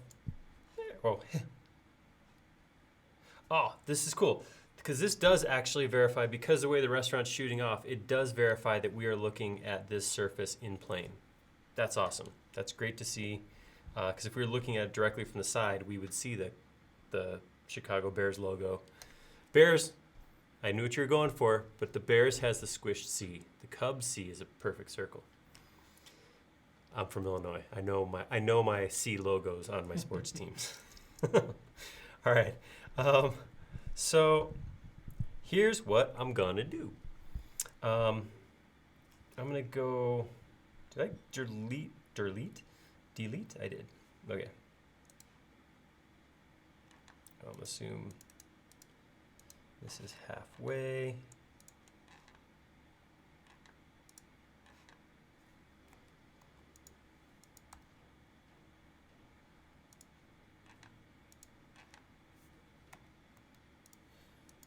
So I have this geometry I pulled off of our image originally.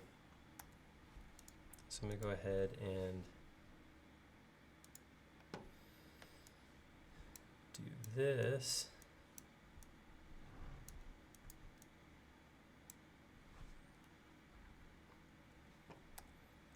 it like that.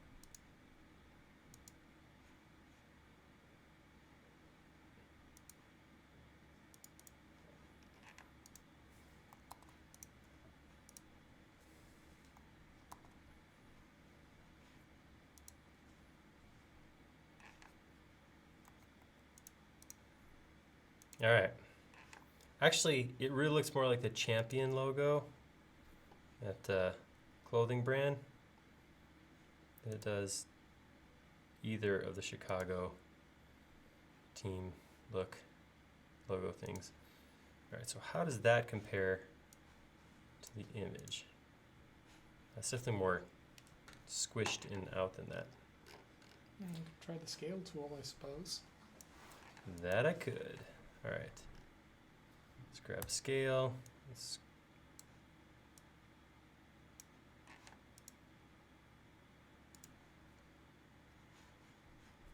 I always feel like when I'm using the scale tool, it has more in common with sculpting than it does an exact science. Oh, I wing it with the scale tool like there's no tomorrow.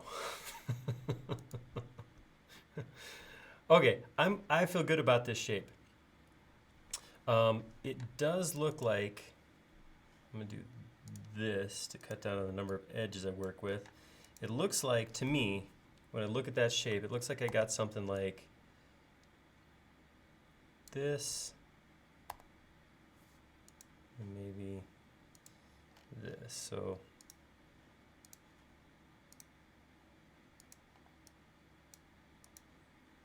and then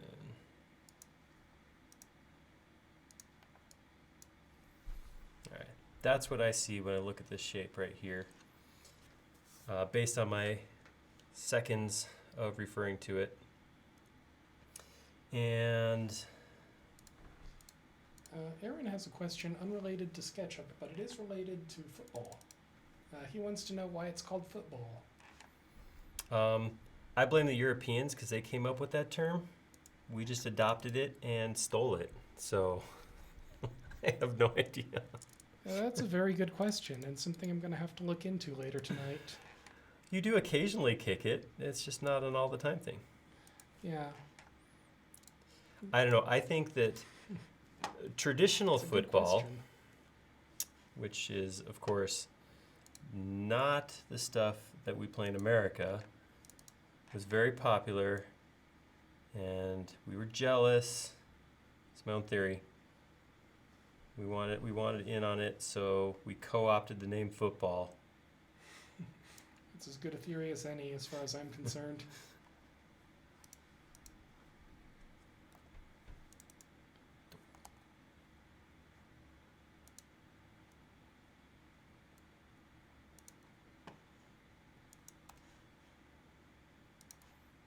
All right, something like that.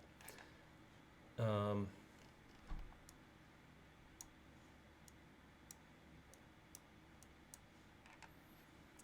gonna click that one. It would smooth that out a little bit. Got a bunch of breaks in those arcs because we drew them in so many pieces. I'm going to line this up correctly before I make the other copy. So I'm using this center line, since we're all off axes, I'm just using this center line as a reference to kind of push that around, and that looks closer to what we got right there. It's just above this bar. Doesn't quite go all the way back in. It goes a little further in than that.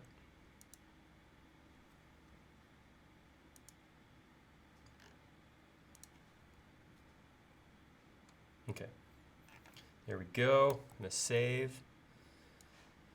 Use Curic Mirror. Option click. And then be Alright. sure to save again. And save again. Good point. Good point. All right. That's super sweet. That's pretty cool. All right. I am going to join these two together. I'm going to make that one group. Go into that group. Explode these two pieces. And then I'm going to triple click, use extensions, cleanup, and merge faces. But did nothing. Oh, strange. It is. Extensions, cleanup, merge faces. There we go. It's just, it's the time change. It affects more than just me. See, told ya. Software's affected too. All right, All right, so this looks pretty cool. I'm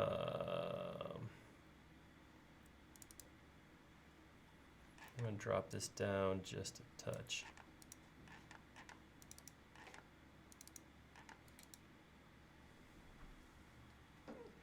All right. It's looking really good. It is looking like something. All right, so now let's get in here and get some of this thing going on here. I'm gonna use my same, I think I deleted it over here. Do I have anything hidden? Oh, I do, so it's there. Oh, So forgot about that one. This is, generally speaking, and you guys have heard me say this before, I don't usually recommend hiding stuff because that happens. You end up going, oh yeah, I got that thing. I got more stuff here. And it's pretty easy to forget that. So yeah, don't do that. All right, so I'm gonna take this. Wait, no, I just want to Control C. And I'll actually delete it now. And edit, paste in place to get that image I had before back, and then we'll drop this down. Ground. This is, I know this is not the final geometry, but again, I'm in mock-up mode, so I want to get my masses in there and then fine-tune the geometry. Yeah, that's kind of the issue. You guys are seriously joking about the issue with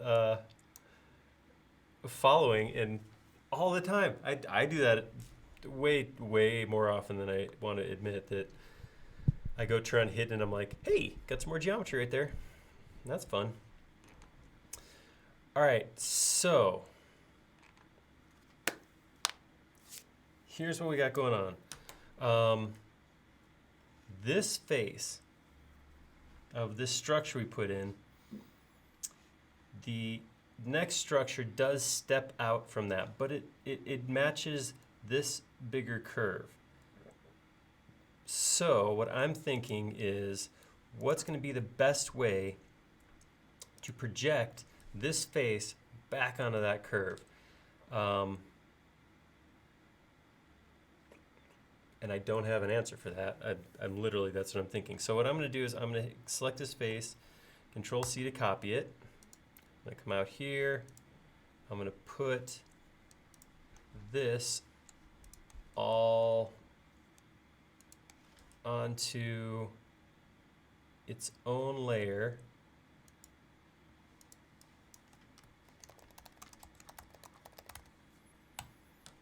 And turn it off.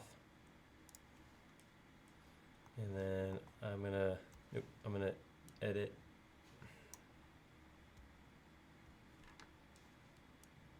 Paste in place. All right. So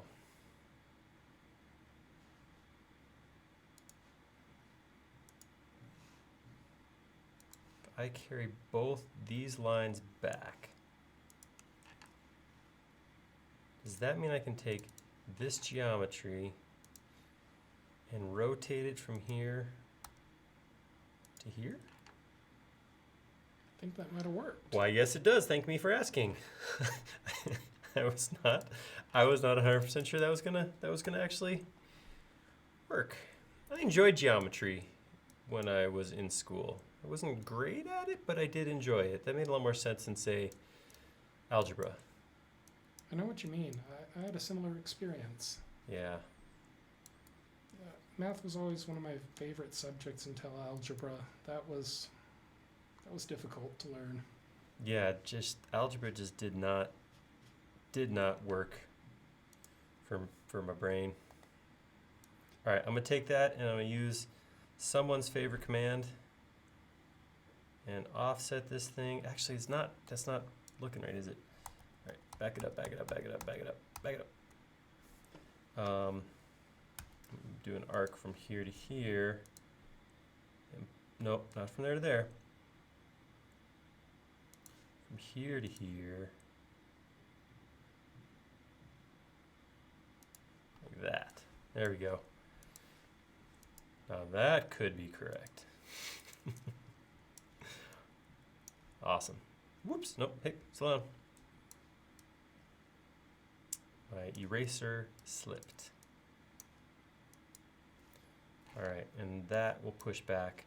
There we go. That is the block. That's what we're looking for. I'm going to break this in half because there's no way I'm going to be able to simulate that exactly the same on the other side. So I'm just going to copy it. Or I'm going to cut it in half. Take all that. Give Curic Mirror a chance to redeem itself. Well done, Curic Mirror. And that is the initial geometry for where the rooms are at.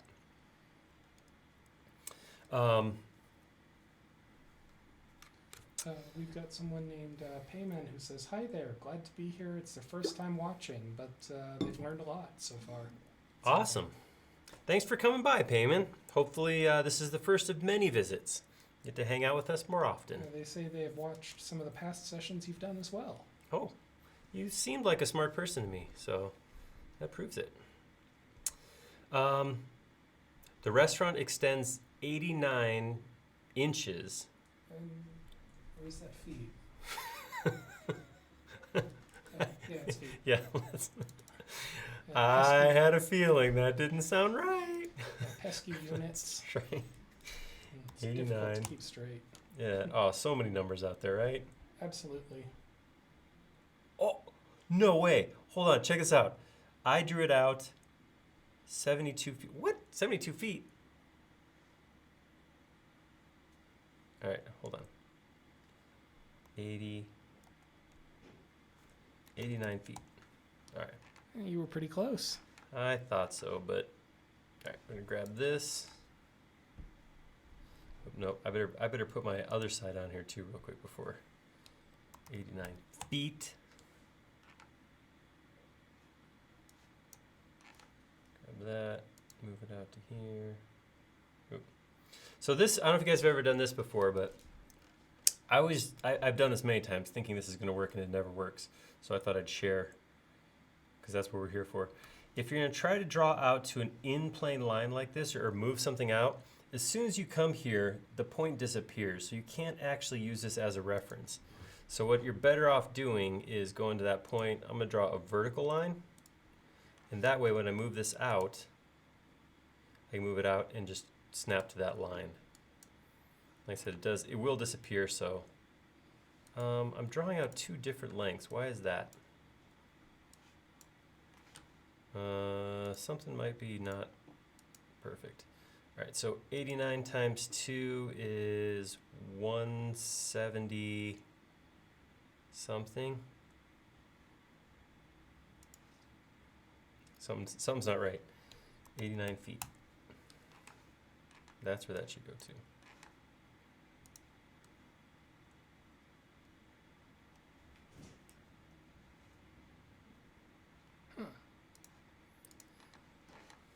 I'm trying to prove something here. What are we doing, SketchUp? That's weird. It's very weird. What do you mean you don't want to inference now?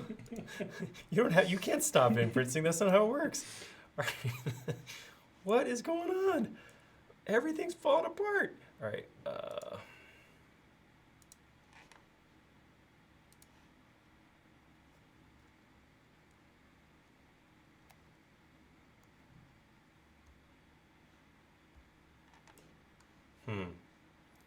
Maybe we could try push pulling it to there. I don't know. I'm not sure. Well, I'm gonna start over. Something's weird. Something is very weird. Something is amiss. All right. 89. Something is amiss at the Circle K. You guys see that they're making a new Bill and Ted's Excellent Adventure? New Bill and Yeah, Ted I heard movie? about that. It's going to be interesting. I have thoughts, yeah. All right, let's try this. I'm going to come out of context and put a reference line and see if that makes a difference. All right. 89. Try that again. 89 feet. There we go.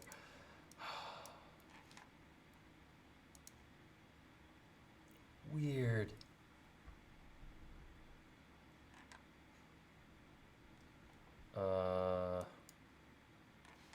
Okay.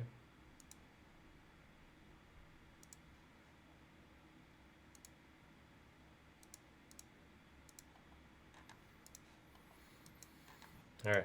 Anyhow, we got our 89 and our 89. Close enough, anyways. Yeah, ish. All right. So these, let's go to this. I'm going to make this into a group. I'm going to turn my outer tower off, or my outer structure. So this section, this is actually contains, this is where it houses all the rooms. And these are actually broken up. If you look at, there's actually, here, let's take a peek at this. Actually, I have an image right here. Are these the actual panel lines? It looks like it's a subdivided structure right there. That's pretty sweet. It's really nice. It looks like, yeah, you got to turn hidden lines off. It looks a lot smoother.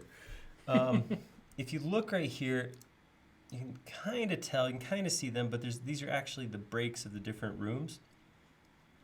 Like trying to figure out, without having to go onto one of these images and count all these lines, exactly how many rooms there are. Does anybody have that? I know there are a total of Or floors. 202 rooms in the hotel. How many floors we got, though? I know it's 50 something. I think I read it was 53. Let me check. Okay. So what I'm thinking, we'll probably do, actually, I got, save this. I have this image which says 56. Ah, I was close. So close. All right, so what to do with that information? 56. So what I could do, I'm going to come over here and create a line. That is this tall. I'm going to select that line, and I'm going to divide it into 56. Now I'm going to go to that right there, and from that first increment, I'm going to draw a plane all the way around. That's a problem. Why does today feel so much like a Monday? Right. Sticking with the red and green axes. Oh boy, it just gets worse. All right. There it is. The question about your tool you were using to zoom around. Oh, we're waiting for it. Yes, we were waiting for that one. That is a space mouse. And I've got a link to the website. This specifically is the Space Mouse Enterprise. All jokes aside, it's their flagship product. And it's a great way to move in 3D. I don't have to use this hand over here to move in 3D. I can just move with this. It is not a requirement for SketchUp. I don't have to have one of these to use SketchUp. It's just a nice way I've found to show SketchUp. It looks nice. It moves around real smooth. And if you're a serious designer, you spend a lot of time in SketchUp designing, it's great because you can actually program all your shortcut keys right here. And it's a great way to do it. I'm going to go copy this one segment up. And I'm going to say X55. There we go. That's way higher. Something's not right. All right, so I'm going to go, like I was doing before, I'm going to go to Styles, turn on my endpoints and see what I'm missing. Whoa, yeah, look at that. I'm missing a point right here for some reason. That's weird. That is weird. So distance from one to another. I mean, I'm assuming I drew something over something else to do that. 11 foot. Okay, so this is the right spot. So I'm going to grab this, and I don't have to move using the point where it's at. I can use any of these line segments. So I can just grab this one, option click up, 55x. That's that looks a better. little better. All right, now I'm gonna grab all this mess, intersect face with selection, and now I can come in here, delete all of this, get rid of those endpoints, and there's my level breaks.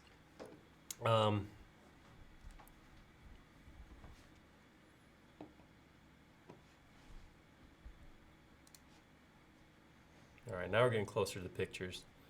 That looks pretty cool. So one of the, obviously the defining pieces of the Burj is that it looks like a sail on the front side. So we're gonna come in here and we're gonna figure out exactly how many of these there are.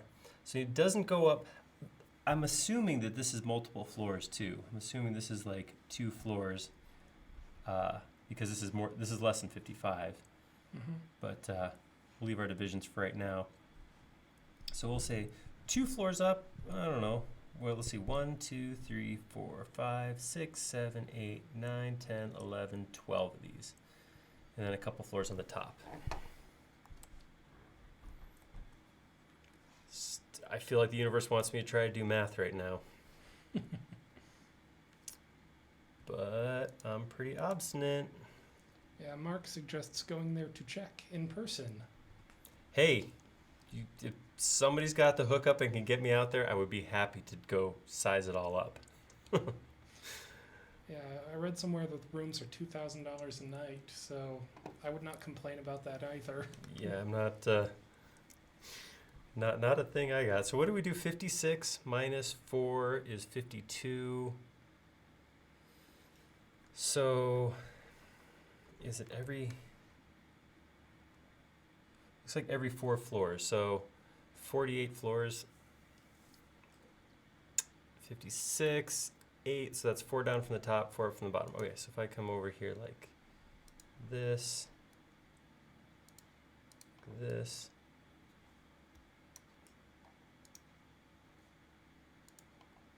All right, so these are the floors we want to create something on. So what I'm going to do is I'm going to start by drawing a line like that, and then 1, 2, 3, 4. All right, 1, 2, 3, 4, and I'm going to draw a line every 4.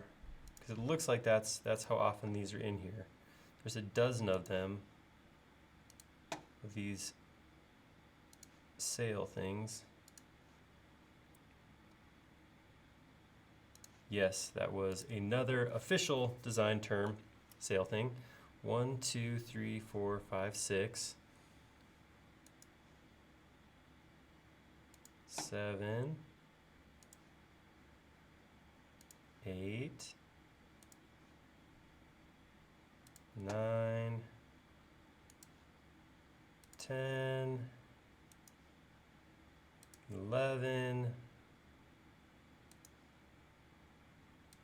Oop! Got to the last one and then missed. Misclicked. All right. That's where our 4 sails are going to go.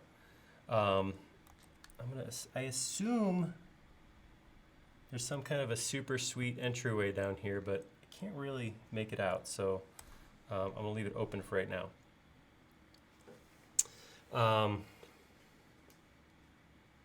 Moshar hates SketchUp, but yet spending time hanging out with us. So, you know, that works. To each their own, I suppose. I guess so.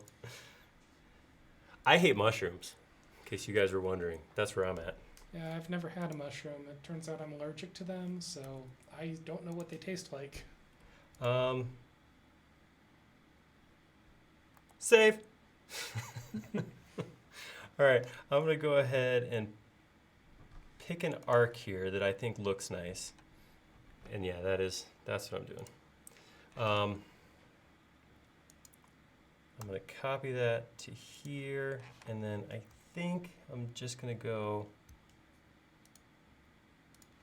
like that on each of these. Unfortunately, I'm trying to think of a way to,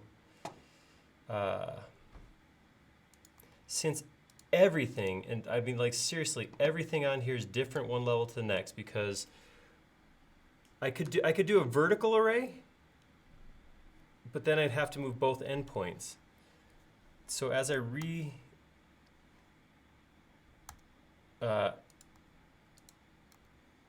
obviously can't talk and move things at the same time.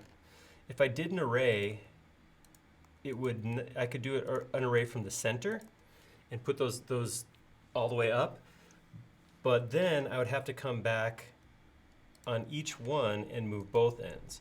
So by moving just this one end like that, by manually placing each one, then I only have to move one end. See what I mean? So that was kind of an intentional time saver. I don't know, I'm trying to think, there's probably extensions that I could use to, oops. I could have used to do that, but I don't know that any of them, for only 12 copies, I don't know how many of them would have saved me enough time that it would have been justified rather than those, what, 24 clicks? So.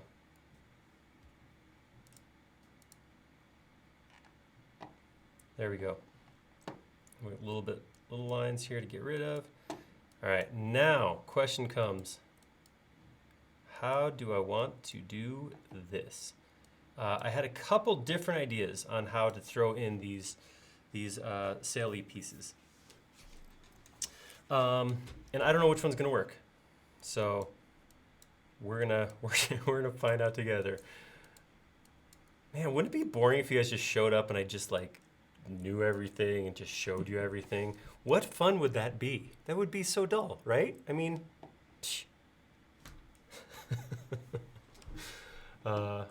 I did read that, Mazagri.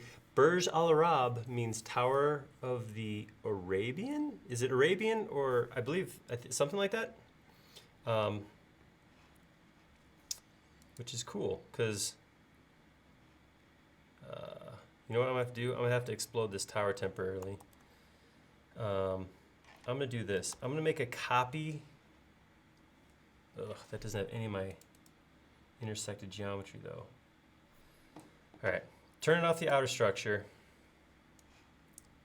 Grabbing everything here. Minus my tower, minus mark.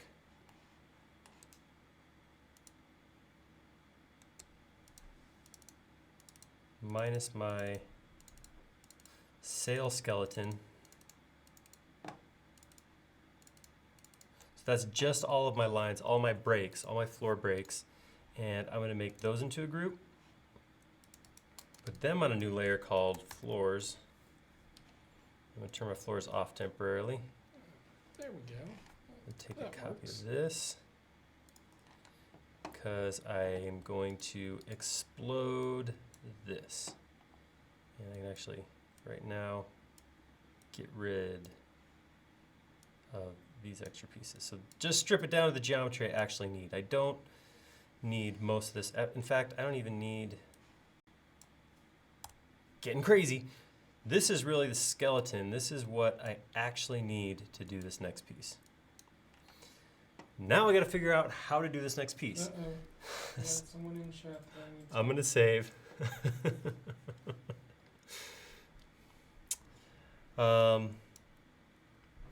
You know, I don't get trolling. It just doesn't make sense to me. I mean, all you do is get yourself banned, and everybody rolls your eyes at what you're doing. So, I don't know. It's a weird thing. Maybe I don't know. I'm applying logic where there's none to be applied. It's a sad thing to have happen, but we'll take care of that. Don't worry about it. Ignore it.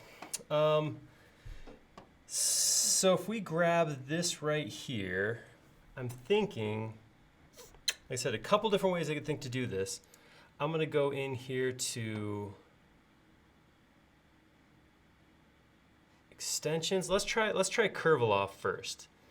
I'll turn this on. Save.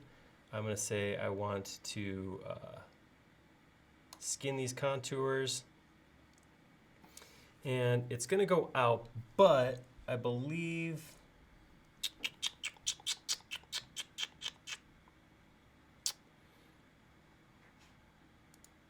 there's a way I can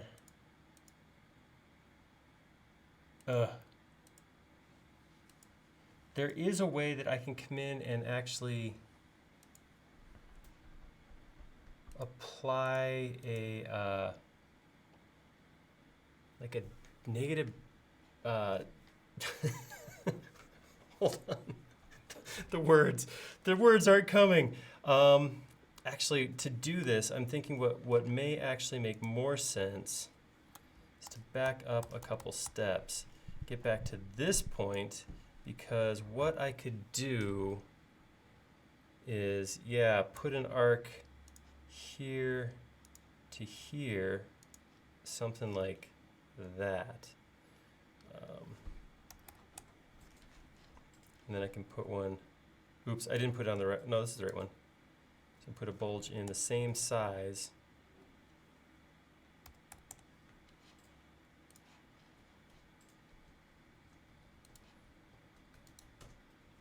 Three foot, okay. So then with that, maybe I could grab that geometry and now try skinning that. There we, ooh, baby. Yes, the extension you're using is Curve Loft. It I believe. is. And I have a link to it, which Nice. I'm going to post in chat in case anyone wants to grab that. All right, so that means I'm gonna have to draw some extra arcs here because each of my arcs have to go in. So, and again, each of these unfortunately is not perfectly in line since everything is on this sweeping arc on the outside. It means I gotta draw each of these individually. So, you know, chat amongst yourselves. How are you? How you been? Did anybody design anything awesome in SketchUp this week? How about that? Got any students doing schoolwork, professionals, designing awesome buildings, or did you just draw something cool for fun? You guys know I'm a big fan and proponent of just modeling for fun, because that's where some of my biggest accomplishments, the stuff I'm most proud of, has and oftentimes come from just modeling for fun. Like the falcon that Liam just beautified for me. Yeah, there are so many talented SketchUp users out there. It really is cool. Yeah, Liam's one of my favorites. His work is just consistently fantastic. Oop, Ty's working on his Catan board. Oh, I love that game. That is a fun game. Especially if you have some of the expansion packs. I think that the joy in Catan all comes down to the people you're playing with too. Oh, most definitely. If you're with good friends, you can make anything fun. That is true. Oh, Tengel, I saw that. That is looking awesome. If you guys haven't seen that, maybe Casey can go find that the Porsche 908 on the forum and link to it. Sure. Super cool project. You guys definitely got to check that out because that, what is, let me ask you, Tengel07, what are you modeling for? Is that just like, just something you're doing for fun, or is that a work related? Is that going to get fabricated? What's the general purpose of that? Oh, and we can't, gotta acknowledge, Neres is still working on the spinning wheel. Neres had the idea of doing a spinning wheel that he submitted through comments, and we actually built a spinning wheel last week, so that was awesome. Uh-oh. I got a link to the forum page. I'm going to post that, so Nice. you can go check out the what was it? The Porsche 908? Porsche 908. Yeah. Coming off the surface here. Try that again.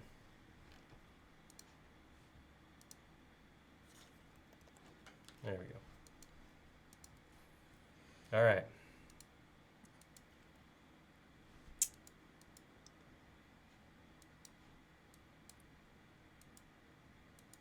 This is the last big chunk of of geometry on this model.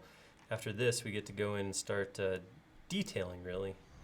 All right, so I'm just gonna pretty much just swoop up here, click on each one, skin contours, check mark. Grab the next section, skin contours, and this is making each of these a group. So I will have to come in here and explode some geometry when it's done, but you see how much easier this is than... I was thinking of some different ways of doing this. One thing I was thinking about using was soap, skin, and bubble, which is an extension I like a lot, but I struggle doing stuff that is out of plane this much, right? Because nothing here is in plane. Yes. Each piece is a different X, Y from the next piece.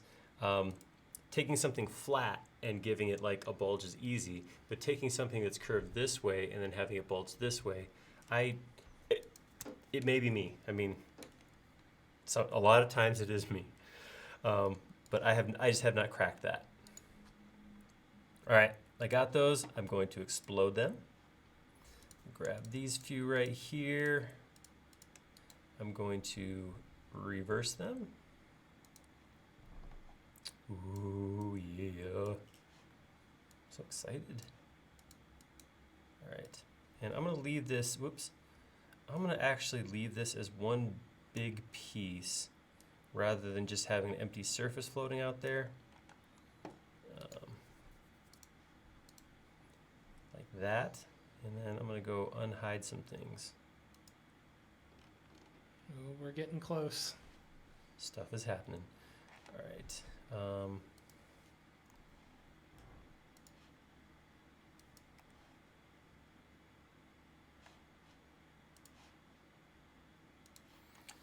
Starting to look pretty burgy. Let's get rid of that X-ray. Ooh, hoo, hoo.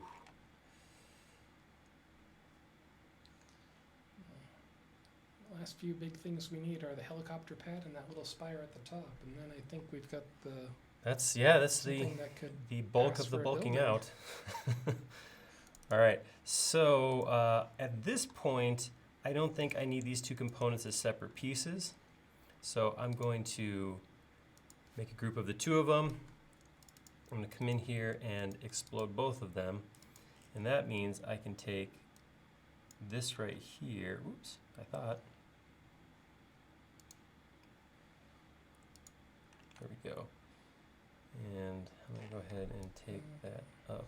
Aaron wants to know why you constantly are reversing faces. I think I can answer that for you. Go for it. Let's hear Casey's answer. That's because it's always good practice to be modeling as if you were trying to 3D print something, and that means modeling as a solid. That is right. So that comes mostly, yeah, from my background. It was about 3D printing, but if you're going to render as well, it's important to have the outside faces outside. Very true. Although some renderers are getting better at figuring out which is supposed to be on its own, the majority of them still do require you to do a little cleanup Yeah, with reverse faces. for sure. All right. I'm going to take this. There's a couple ways I could think to do this. I'm just going to grab it. No, I'm not going to do that. I'm going to undo all of that. All right. I'm thinking instead what I will do. I'm not 100% sure how this geometry actually works out. I'm going to take this up like this. I'm going to do the same thing here. Whoops. All right, I'm going to get... So that should give me a rectangle right there. I'll look at a reference image to see if I got anything that...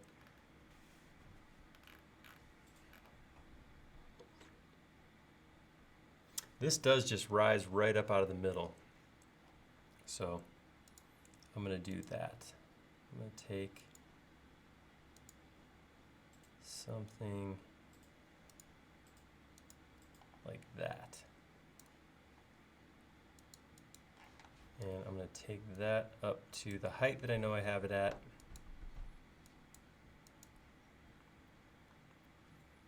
And then I can grab this top rectangle and use scale. No, I can't because it's not grouped. Whoops. Whoa, what is that all about?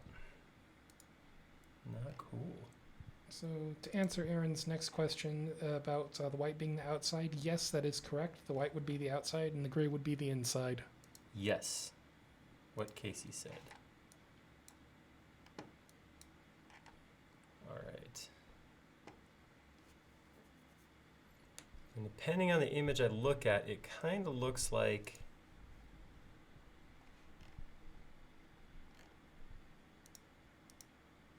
so I got something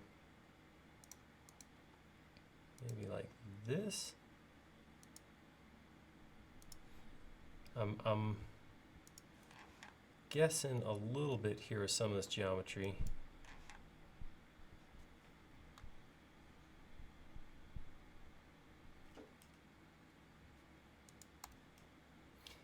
If you ever get a spot, so here's an issue that we can run into, right? Is I pull this through and I can only go through, this won't even let me, because of the curves and the connected geometry, I can't push-pull this at all, see that? What I can do is I can option push-pull, and that's gonna create a new surface. And I'm just gonna pull that all the way through like that. The same thing over here.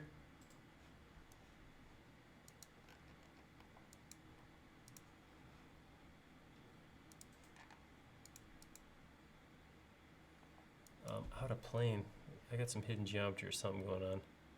There's weirdness. Weirdness is happening.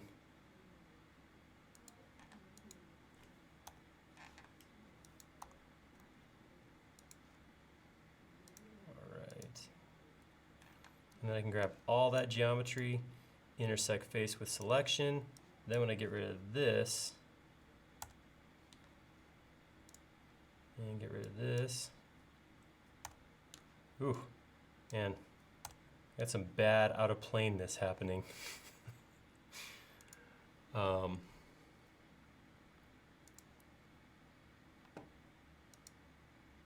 we go.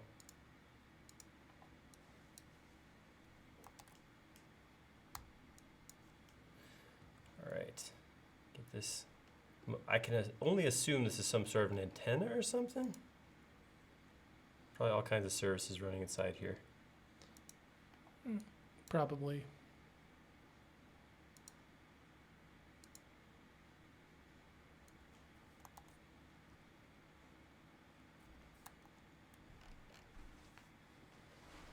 What do we got going down here?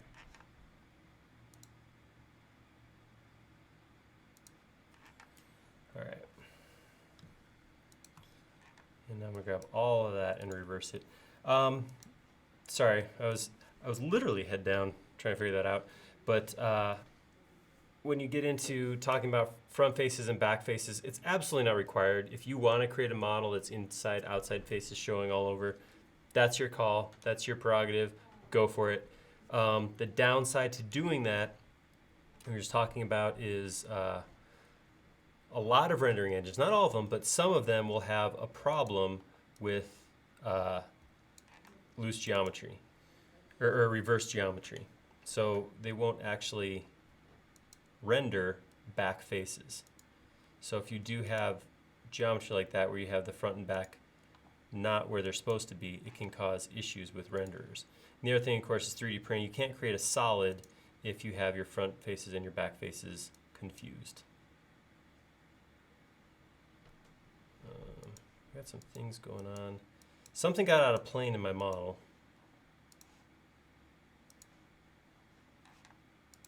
Let's try this. Throw this on down here.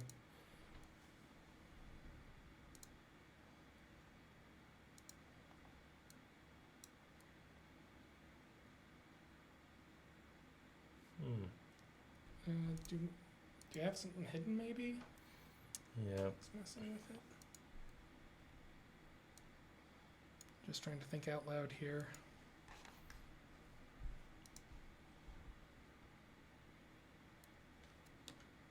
You know what? This is a perfect opportunity to try rotated rectangle. All right, bear with me. This is a native tool that I'd never use. Rotated rectangle. All right, so I'm gonna say I want to rotate up this.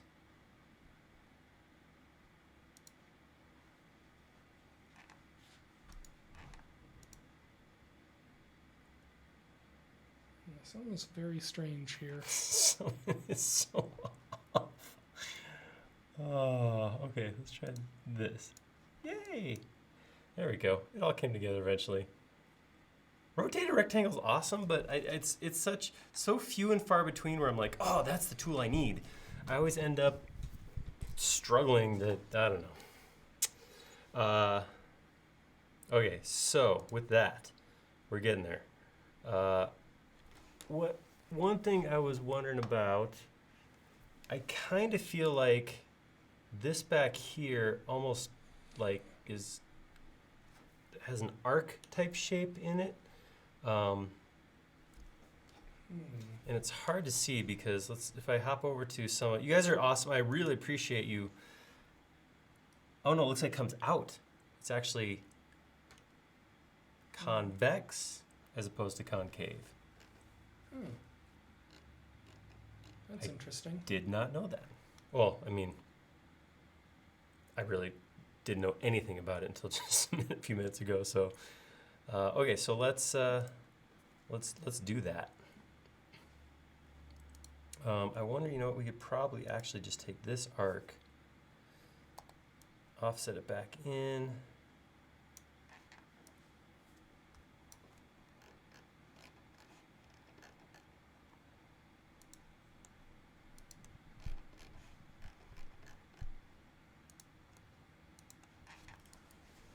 That. Oops, didn't go in far enough. Actually, let's do this. Let's pull that up. No, I want to go in more.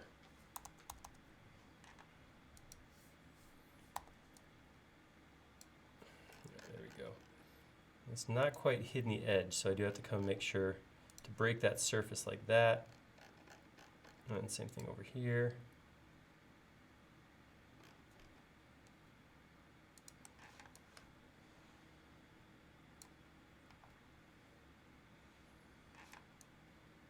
Aesthetically, I don't want those to line up. I don't know if that's a valid reason to do that, but okay. And now I'm going to come over to our reference. We're still pulling vertical dimensions off of this cutout that I created. And I'm going to create a circle here.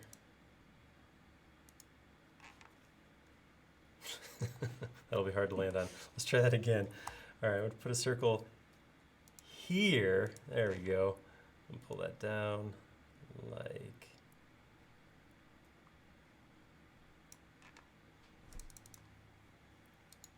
make that group.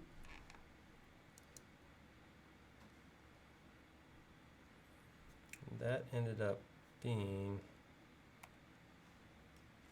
right above that break right there. All right, now I'm gonna get my, I don't know if this is gonna be correct, but I'm gonna try it.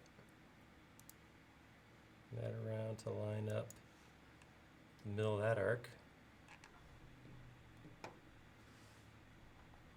Aaron wants to know what's the most complex building you've ever done and then subsequently given up on. I'm not very good at giving up. In fact, I probably grind things down far after I should give up. When we did the Empire State Building, that was a lot of work that I'd never done before. So that was definitely time consuming, but I got it done eventually. These are not quite in plane. So I can't say I gave up on that. I don't know that there's a specific building I started on and didn't finish. So yeah, I don't know. I'd have to think about that some more. It looks like, so from my profile here, which again I'm not 100% sure that was in plane. It shows it way out far, but from the image, the actual picture of the helipad, it's definitely back this way more. So I'm going to grab this and I'm going to use this reference line and just slide it back. It does look like this is up like this, and then I'm going to offset, pull this straight down, maybe a little more.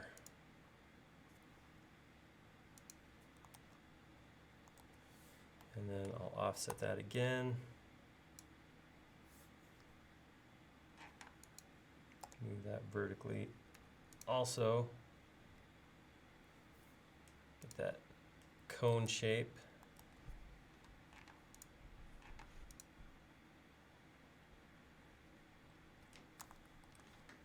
And it looks like that posts down and hits this right here. I think it's like a V shape. I'm not sure. Oh yeah, it's coming from both sides. I'm sorry, I thought this was going up in here, but you're right. That comes down to a point. If I grab this, scale that about the middle down to just about nothing, and then get a little more pointy like that.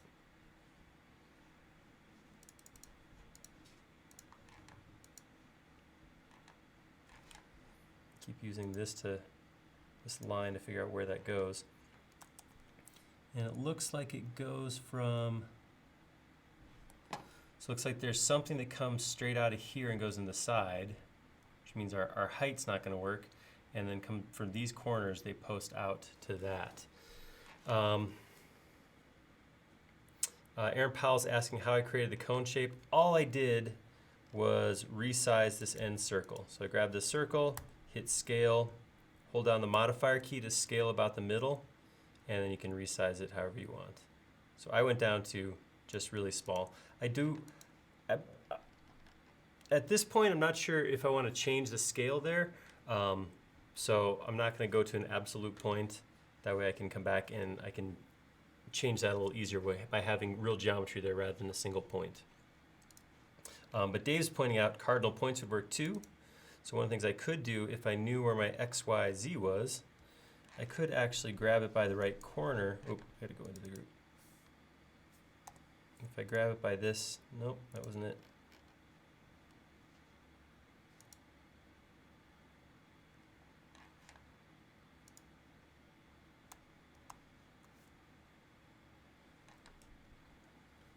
Nah, never mind. Can't do it right now. Can't brain that much. All right. I am going to bring this down vertically. Like that. And then it looks like so what we got is like this box coming out from the side here and going into our thing. So I didn't make this a group. So let's look at what that would look like. Come down here and I'm going to go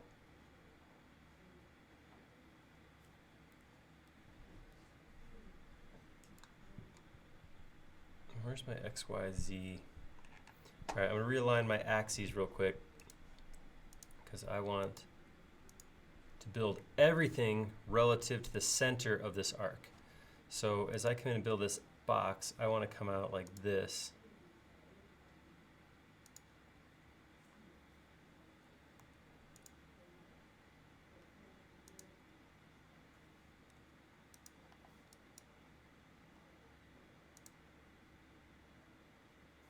Why? Oh, that explains it. All right, then grab that box, Probably could have drawn that by the center. Would have been a little easier.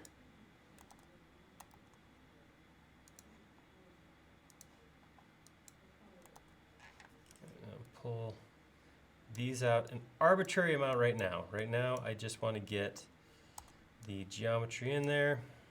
Get something like that. And then we can toggle our hidden geometry.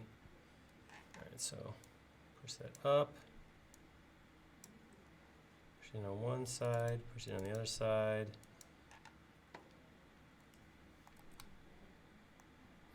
We've got someone in chat saying we should probably save at this point.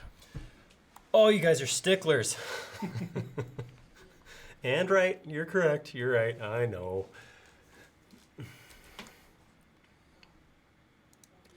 All right, so that's gonna work. The other piece,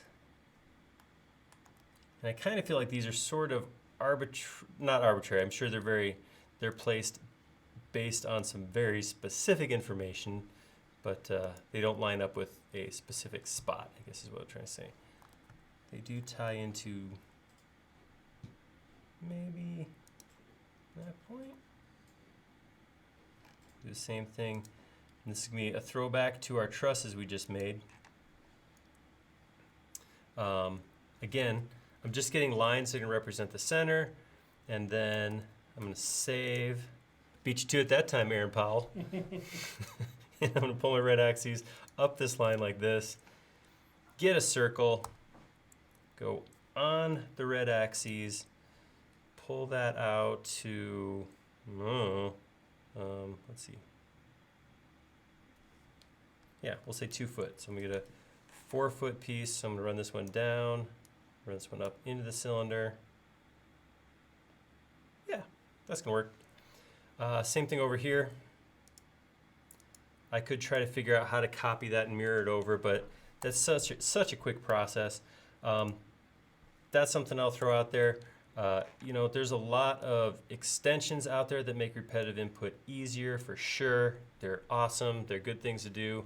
But if it takes you more time to figure out how to use an extension than to just draw something twice, it's maybe not the right extension to be using at that particular moment in time. All right, so there could be our helicopter pad. In some of the images I'm looking at, it looks like something happens back here.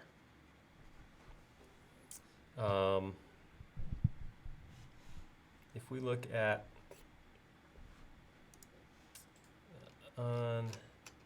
I guess this isn't an image, this is a drawing, but see this lattice thing going here? I feel like that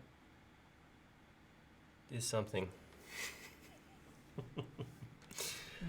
This doesn't quite have the same geometry that I put up either. This is just straight. It's the same width all the way up. It does cut back, but which was kind of a bummer because that was a pain to get that model like that. We'll go ahead and, hey, just because it was time consuming to do it wrong doesn't mean we should leave it.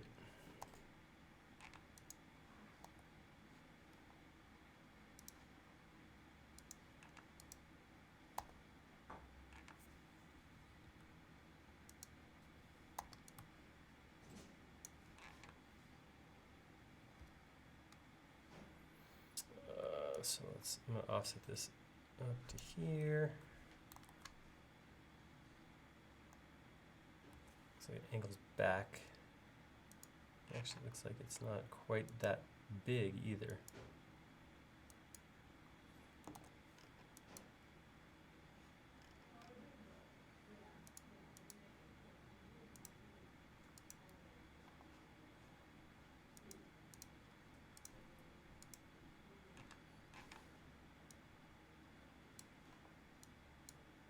I got some stuff out of plane in the most irritating way. Yeah, somewhere something is wrong. There's something somehow definitely wrong right down here. It's the source of all my problems. So we're just gonna smooth it over for right now. And you son of a gun. Oh. Just pretend it doesn't exist. That's right. Sweep it under the mat. There we go. Yeah. All right, and then I'm gonna do a little bit of cut back here like this. Theoretically, problem is, of course, because I'm out of plane, it's not letting me do that.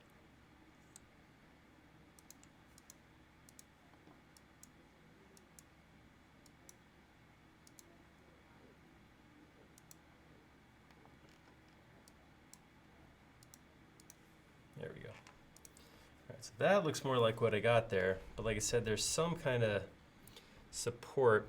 It does look ovoid. You're right. I wonder if we should, since I just spent 5 minutes drawing that, let's do just that.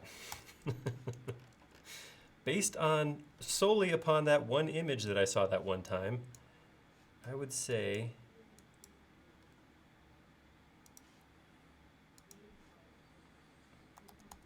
all right, let it go.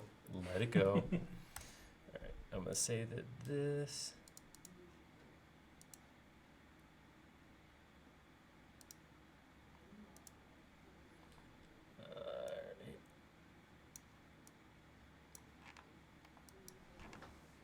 So I didn't do that last. That bottom mark was not right. There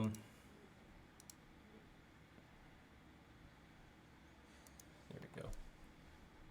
All right, so once I get that in there, I'm gonna grab that, and now I can stretch it out, because that looks a little too, I need reference geometry. I don't got anything. Create me a new reference geometry. Go something like that. It's gonna go up to here. I'm going to alt erase this, and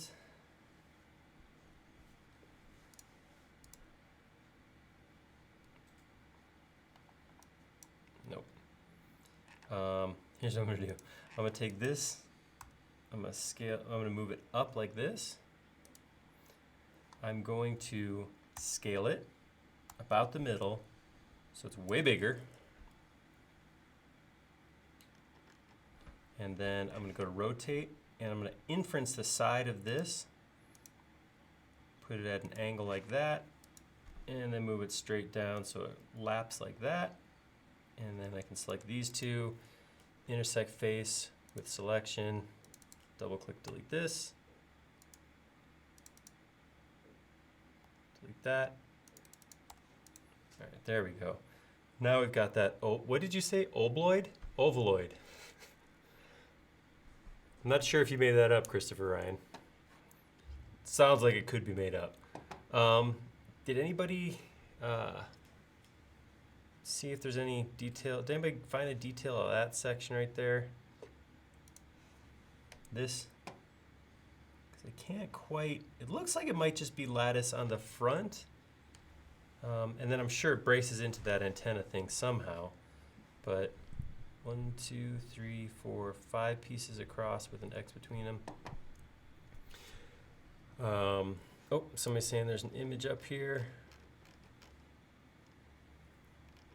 Woo, woo, that's high up. No kidding. I know this is only a 3" by 3" image, but I'm like, whoa, little woozy there. Oh, hey, cool, we got some details of this too. We could do this.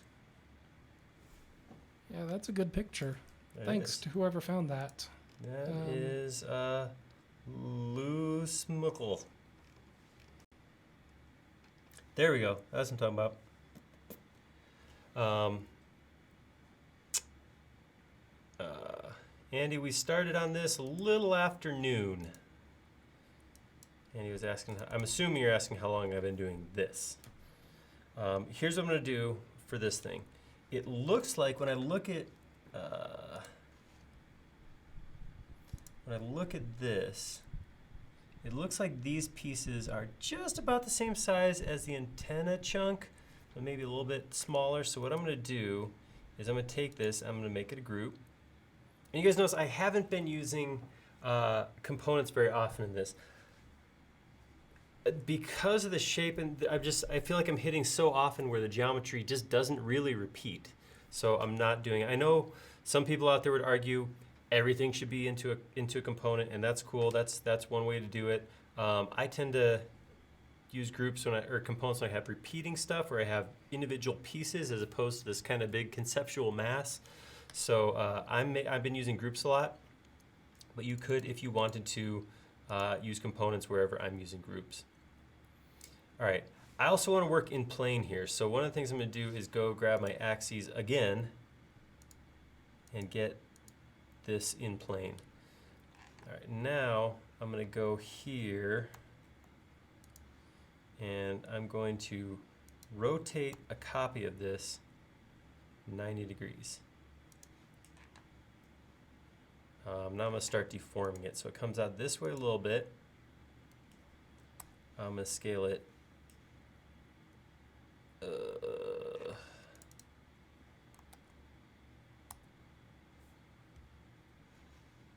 I got to go into it because my axis on it was my previous, where my world axis was before, which is out of plane. So go into it, grab it all. Now I can grab it all, scale that down vertically to make it a little more squished. More squishing. There we go. And then I'll take that, scoot it out a little more. Okay, so that kind of looks like maybe what I'm seeing there. Now I'm going to take that and I'm going to say we're going to put it there and then put another one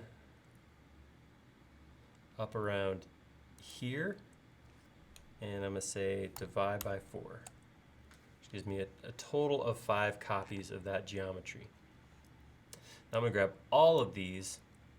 I'm going to right click and say intersect face with the model. And now I can go into these.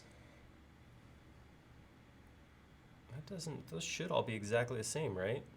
So I actually do this once.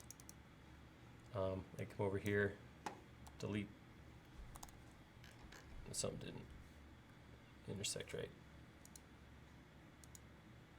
Oh, no, here's what I'll do. I'll grab all these, explode them, and now I can come in here and in bulk. Delete that. Oh, there'd be some precision selection right here. Delete those.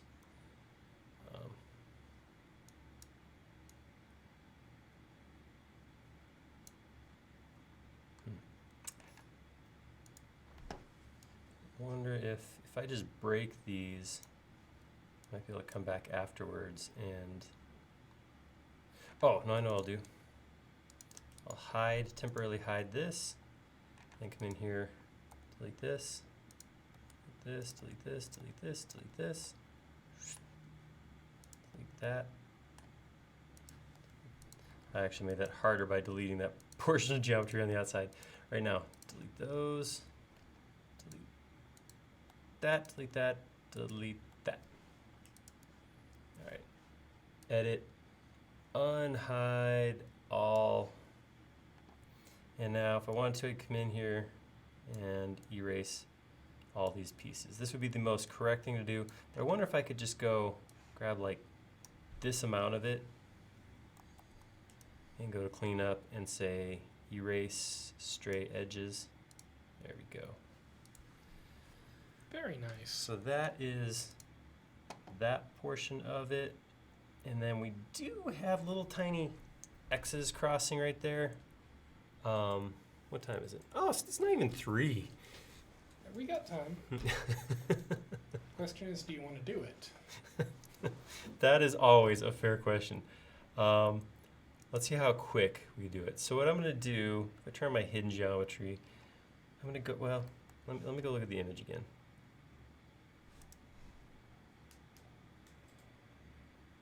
They actually go into the vertical part and not the cross pieces. So I'm going to put a line like that. These, remember now, the spaces between these two verticals are the same. So I really only have to figure out how to do this once, and then I can copy it. It also looks like they don't, well, they come pretty close. I'm gonna say they go from here to here. In my Burj. Oh no, they intersect. Okay, no problem. All right, undo. No, actually keep that there. They're gonna go not from the center of that piece, but from 2 foot out. Because I'm doing this thing, and that's what I decided is gonna happen.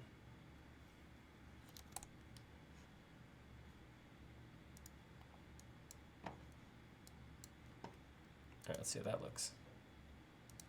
Yes. Yes. All right, so this might intersect. I don't know, we'll see. All right, once again, because you guys still haven't got this apparently, I need to show you one more time. Realign my axes to this line. Draw a circle on that axis. We'll do it small, like 6 inches. Push, pull it down into this side. Push, pull it up into that side. Realign the axes again, right here. Circle, again, 6 inches. Push, pull that up, and push, pull that down. Get rid of some of this extra geometry. I'll reset these axes. Reset. All right, and I'm gonna grab these 2 pieces, this piece and this piece, and I wanna move them vertically between the 2 pieces, so I'm just gonna grab any spot on this flat surface, option up arrow, and to any spot on this flat surface, and say, oh, I put it in the middle. That was a smart thing to do. 2x, and then I gotta take it down once. Grab these 2 from anywhere on here down to on here. So there we go, that's that detail. Something else I noticed while I was looking at this is that that antenna doesn't join back down to that platform. It actually... It's a curious design choice. I wonder why they did that. It is interesting. What would be really cool is to use this same surface right here. So I'm gonna go, here's what I'm gonna do. All right, show me hidden. Woo. And then I'm gonna go from the top point straight up. I'm gonna grab this surface.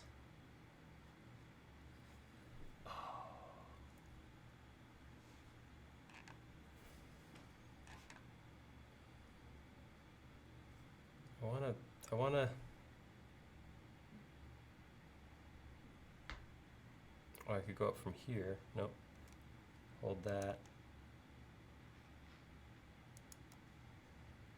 There we go. Flip it over like that.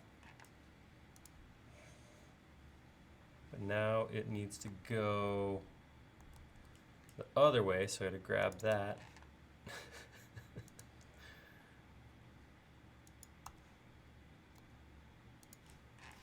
That, and now I want to grab it by this point, and if I come in here, I can line it up to, I'm going to go a little bit high, and then I can drag that down to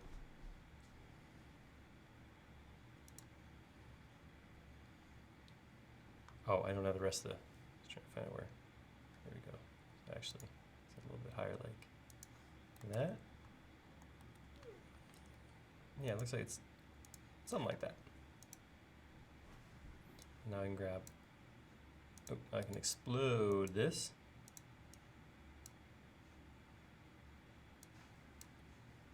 Grab all of that, right click,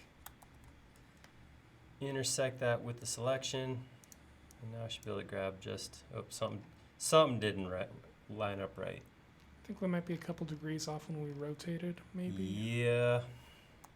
Undo, undo, undo, undo, undo, undo, undo. All right, grab this, and I'm rotating along the blue axes. I come here, and I'm going to rotate it 180 degrees. I'm going to grab it by a point here, take it down here. That looks better, maybe? We'll soon find out. That's right. As soon as I explode here, I should know. Yes, a lot of things are like that in life. As soon as they explode, you know. I try to stay away from explosions whenever possible. Just works out better. Intersect faces with selection. Oh, man. All right, I'm going to do the same thing I did before.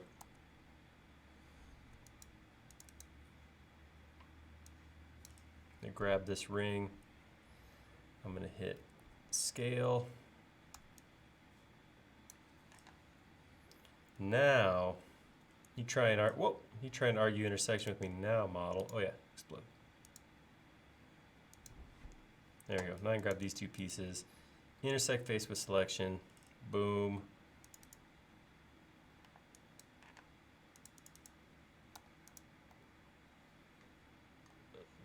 Close that up. And that's closed. All right. Pretty cool, pretty cool. Looking so Burgy. Indeed. We've got a question in chat. When was the last time we saved? Oh man. All right, I'm still looking for that web utility. There's got to be a utility through like Restream or something like that where you guys can hit buttons and cause my computer to save. I probably shouldn't hook that up. If I do, I'll have to put a timer on there. So you can't send Command S to my computer more often than like once every couple minutes. You guys are my autosave. I don't need an autosave, Damari, because that's why you guys are here for me. All right, turn my floors on. All right, so I gotta do some right here. Who's got a picture of the Burj entryway? What do we got going on for that? I'm gonna clean this up a little bit. Get rid of these things I was holding on to.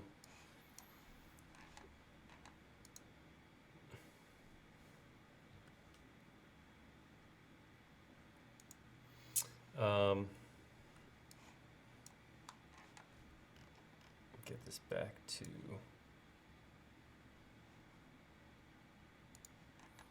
origin. It's looking sharp. It's looking good.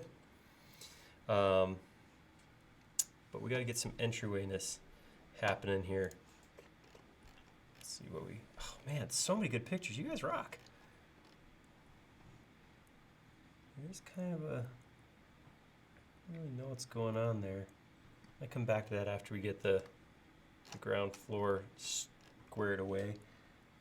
There's definitely some fancy vestibule action going on in the courtyard down here, but it's hard to tell from anything we have up here so far what exactly that is. Something happens. Just looking. Images, images, images.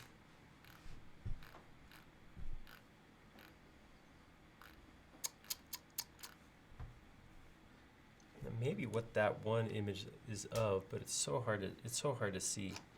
Let's say this. This may be the. Oh, I mean it says the terrace. That's where I'm not 100% sure where the terrace even is. It's the Burj Terrace, you know. So, oh yeah, look right here. Oh yeah, there it is. There it is. That matches it. There's that same, yeah, because I got a little worried about this because I'm like, oh, that's a whole nother curve we got to put in here, but these pieces are actually pretty straight, so not an issue so much. Hey, Don Greff made it to the live for the first time live. Welcome, Don. Glad you made it. All right, So what we're really missing, like I said, is the entry. So let's see.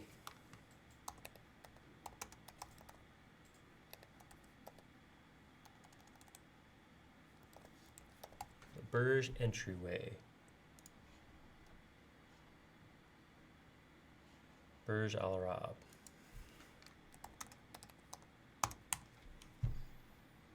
Yeah, I figured we'd get some like crazy inside images. Well, what about, what's another word I could use? Front entry?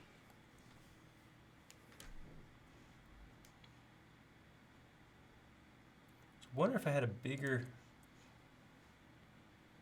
Okay, it looks like there's maybe like an awning and then, yeah, we can probably phone this in a little bit. Yeah, it looks like we got the same kind of round, same shape we had for the sails up here, and then like a same thing, we're following it with a entryway kind of thing. Let's do that all, let's do that. All right, so I'm gonna come in here and steal this here and place it right down here. And now I'm gonna move this point to here and this point to here. If I push that straight up, that's what I get there. You know what? I'm gonna change how I do that. I'm gonna take that and just push it up like that. Nope, that's not gonna work. That looks weird.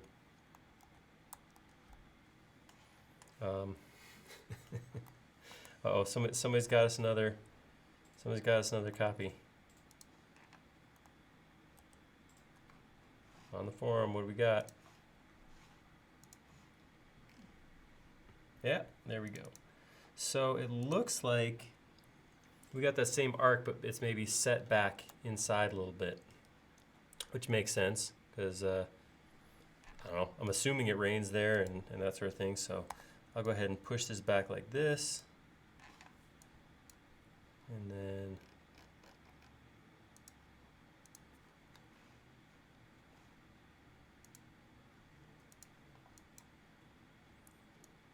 we'll get rid of that. Push this up to here. Super sweet. And then, let's see.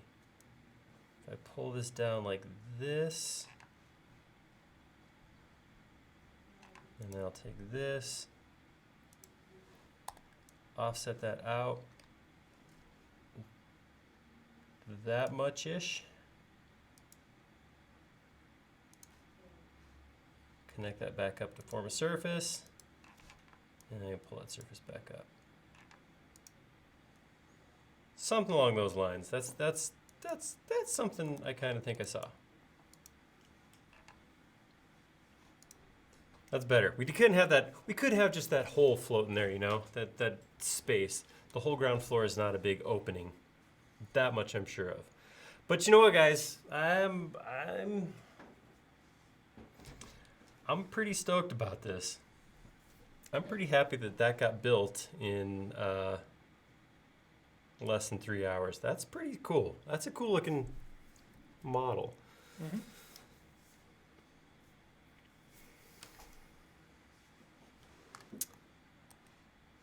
I don't know what else we would want to do to it. We could add textures, I suppose. Some color. Yeah, if I had something better to go from, I would maybe do that. It does look like, so what it looks like happens here is every couple floors we have like a white section there. There's definitely not all 50 floor. If I go 1, 2, 3, well here, 1, 2, 3, 4, 5, 6, 7, 8. Well, there's 24 floors, so 24, 25, 26. So from, woo. Oh, that's Yeah, fancy. That's basically what I drew. Yeah, close enough. See, you got a thing here, and you got an entryway push back. It's kind of curvy. Alt tab. Oh, You know what was Dave happening? suggests putting it on, drawing the island a little bit. Just a little bit of a landscape to go Ooh. with it. That could be cool. Measure the height again.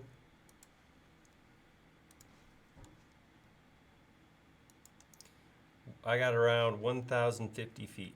No. Three. Oh, that's the line going back. I got right around 1,050 feet. What did my original plan say? Do I still have it open? Let me pull that up. 1,053. We're pretty close. That's pretty close. I'm good with that. Material expands. Yeah, it depends on how hot it is and how cold things All right. get. I'm gonna go in and try to put these breaks in every couple floors and see something. Throw some materials on here. The materials aren't something we do very often on here. I tend to focus on the model for sure. Definitely. But maybe we'll do that. Oops. All right. So what I'm seeing is something like that. And I'll take that then, offset that up to here. And then we'll do that x 26 times. Yeah, that's enough. And then I'm going to bring it down from here, option to here, 2x. All right. So with that,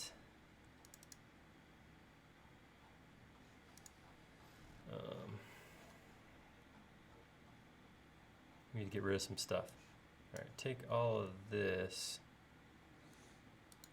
I'm going to grab all these real quick. Put them in a group.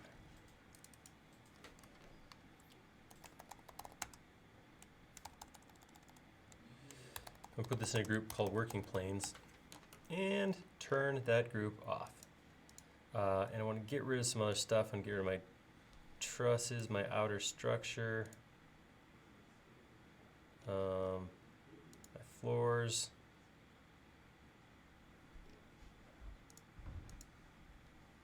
What's this? Well, there's this on. What is this? This is my, that should be with my outer structure, as should all of these.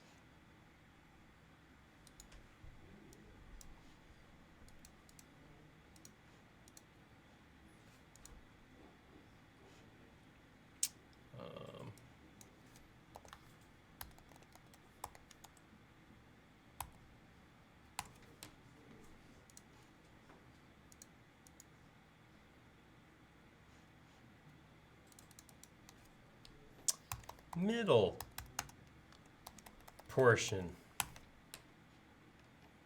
Middle. Ah, well, it's off. All right, and turn my working planes back on. This is really all I want to do right here. I want to take this and these and intersect it. So I'm going to come in here. Let's see how I do this. I'm going to cut that, go into context, edit, paste in place, and then grab this geometry, intersect face with context.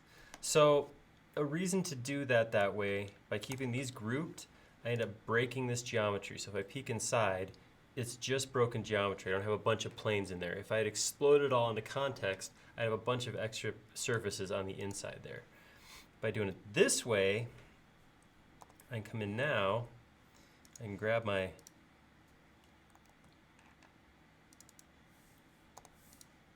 deep blue.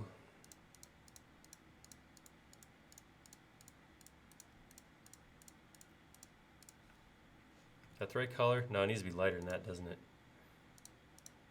Ooh, that's the stuff.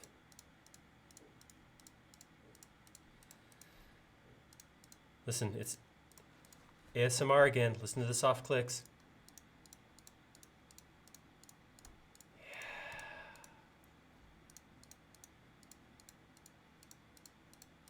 Oh, I'm so tired of all this clicking. All right. And I go over here, and I have to click 3 times per level. I'm thinking right now, like, what would be an easier way to do this? And I really can't think. I could do some, try to mess with selections, like come in like this, and then go. I don't know if this is saving me a whole lot of clicks though. And sooner or later, I'm gonna screw it up. So I'm gonna have my selection be just out of plane and then get some extra geometry, which I may have already done. Let's look in the back. No, I actually did pretty good there. That was very well done. I'm surprised as well. So really, clicking like this is probably the easier way.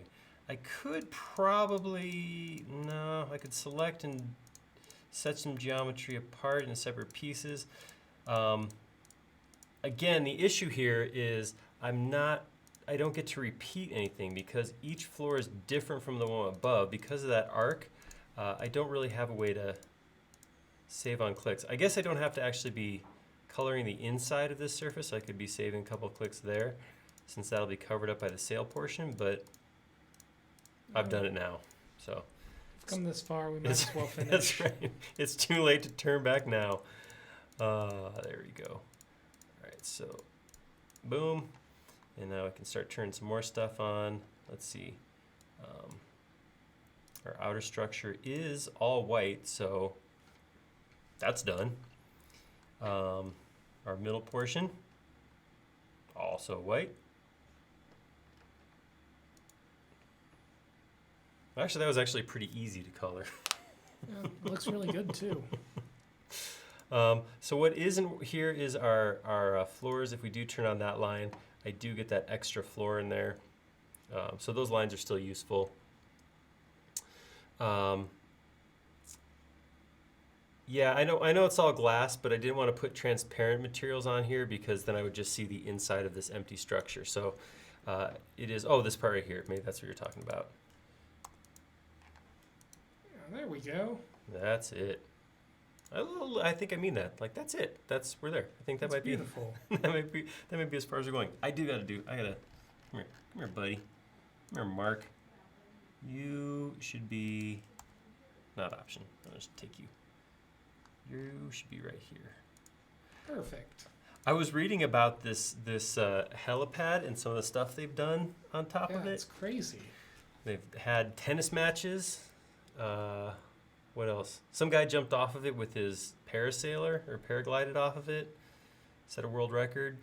I can't remember.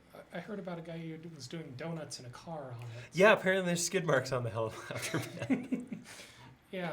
That just no thank you. I don't even want to do donuts in my regular car on the ground. I'm with you. That would be terrifying. So we're gonna do the helicopter takeoff right now.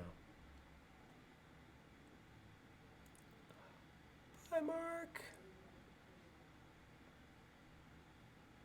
Oh, pan back, big pan, big pan. Woo. Oh yeah. I'm in a real helicopter. We're flying a real drone. Mm-hmm. Drones have ruined me for sweet cinematic shots because I'm like, oh, that's so cool. That's probably just some dude with a drone. Which is still cool. I shouldn't say it's not cool, but you know. Yeah, I've got massive respect for people who can pilot a drone because I can't do it. I'm always afraid I'm going to mess up and then ruin this really expensive piece of equipment. I have a teeny one, and it's not really expensive, but I can say just with this little one, I've run into a lot of things, including myself, multiple times. Ooh, so that must have hurt. No, fortunately, it's not.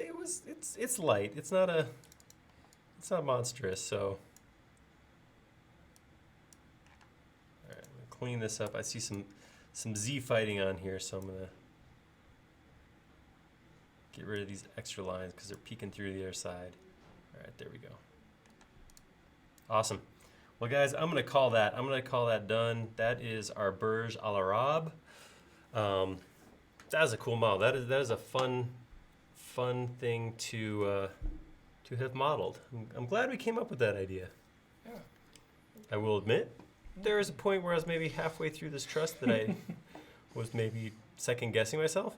I will get this purged and saved up onto 3D Warehouse. I will link to it in the forum post. So if you guys want to grab it and model the rest of the island around it, or add more detail, or show me what I did wrong, go for it. Absolutely. And we could always use additional ideas. So this specific one was not a user idea, but about half of what we do are ideas that come from you guys, and we get those because you comment right now. So if you guys want to do that, we'd love to hear some ideas for what would make some cool. Sorry, I'll finish that thought and then I'll come back to this next thought. What would make a cool live model? So what's something that could take about three models of ouring? Oh, stupid time change. It's a good thing I have a weekend. Hopefully everything will reset this weekend, and by next Friday, words will be gooder to do with my mouth. But if you guys have ideas, what would make a cool live model? Throw those into the comments right now. If you don't get a chance here, then go ahead and put them onto our Facebook, YouTube videos. We keep an eye on those, and we build up our ideas. A lot of them come from, like I said, stuff that you guys have said. So love to hear what you think we should do. And I got to do this real quick because this is too cool of an idea to not do. I'm going to go grab, I don't know if it's scaled correctly, but we'll see. I'm going to jump onto 3D Warehouse. I'm going to go to my models. Since I mentioned it last time, I did finish my side project, my Lego Millennium Falcon. It's too big to post as one file in 3D Warehouse, so it is up here. If you search for my warehouse, if you look for Lego Millennium Falcon, you'll find it too. But there are 3 pieces you can download if you want to get a hold of that. It's a pretty cool model. But here's what I'm looking for. Let's grab this SketchUp helicopter, download that into my model. So I'm not 100% sure what scale it's at. Oh, that's not bad. It's pretty close. I'd say those marks are about the same size. I got some extra stuff here I don't really need.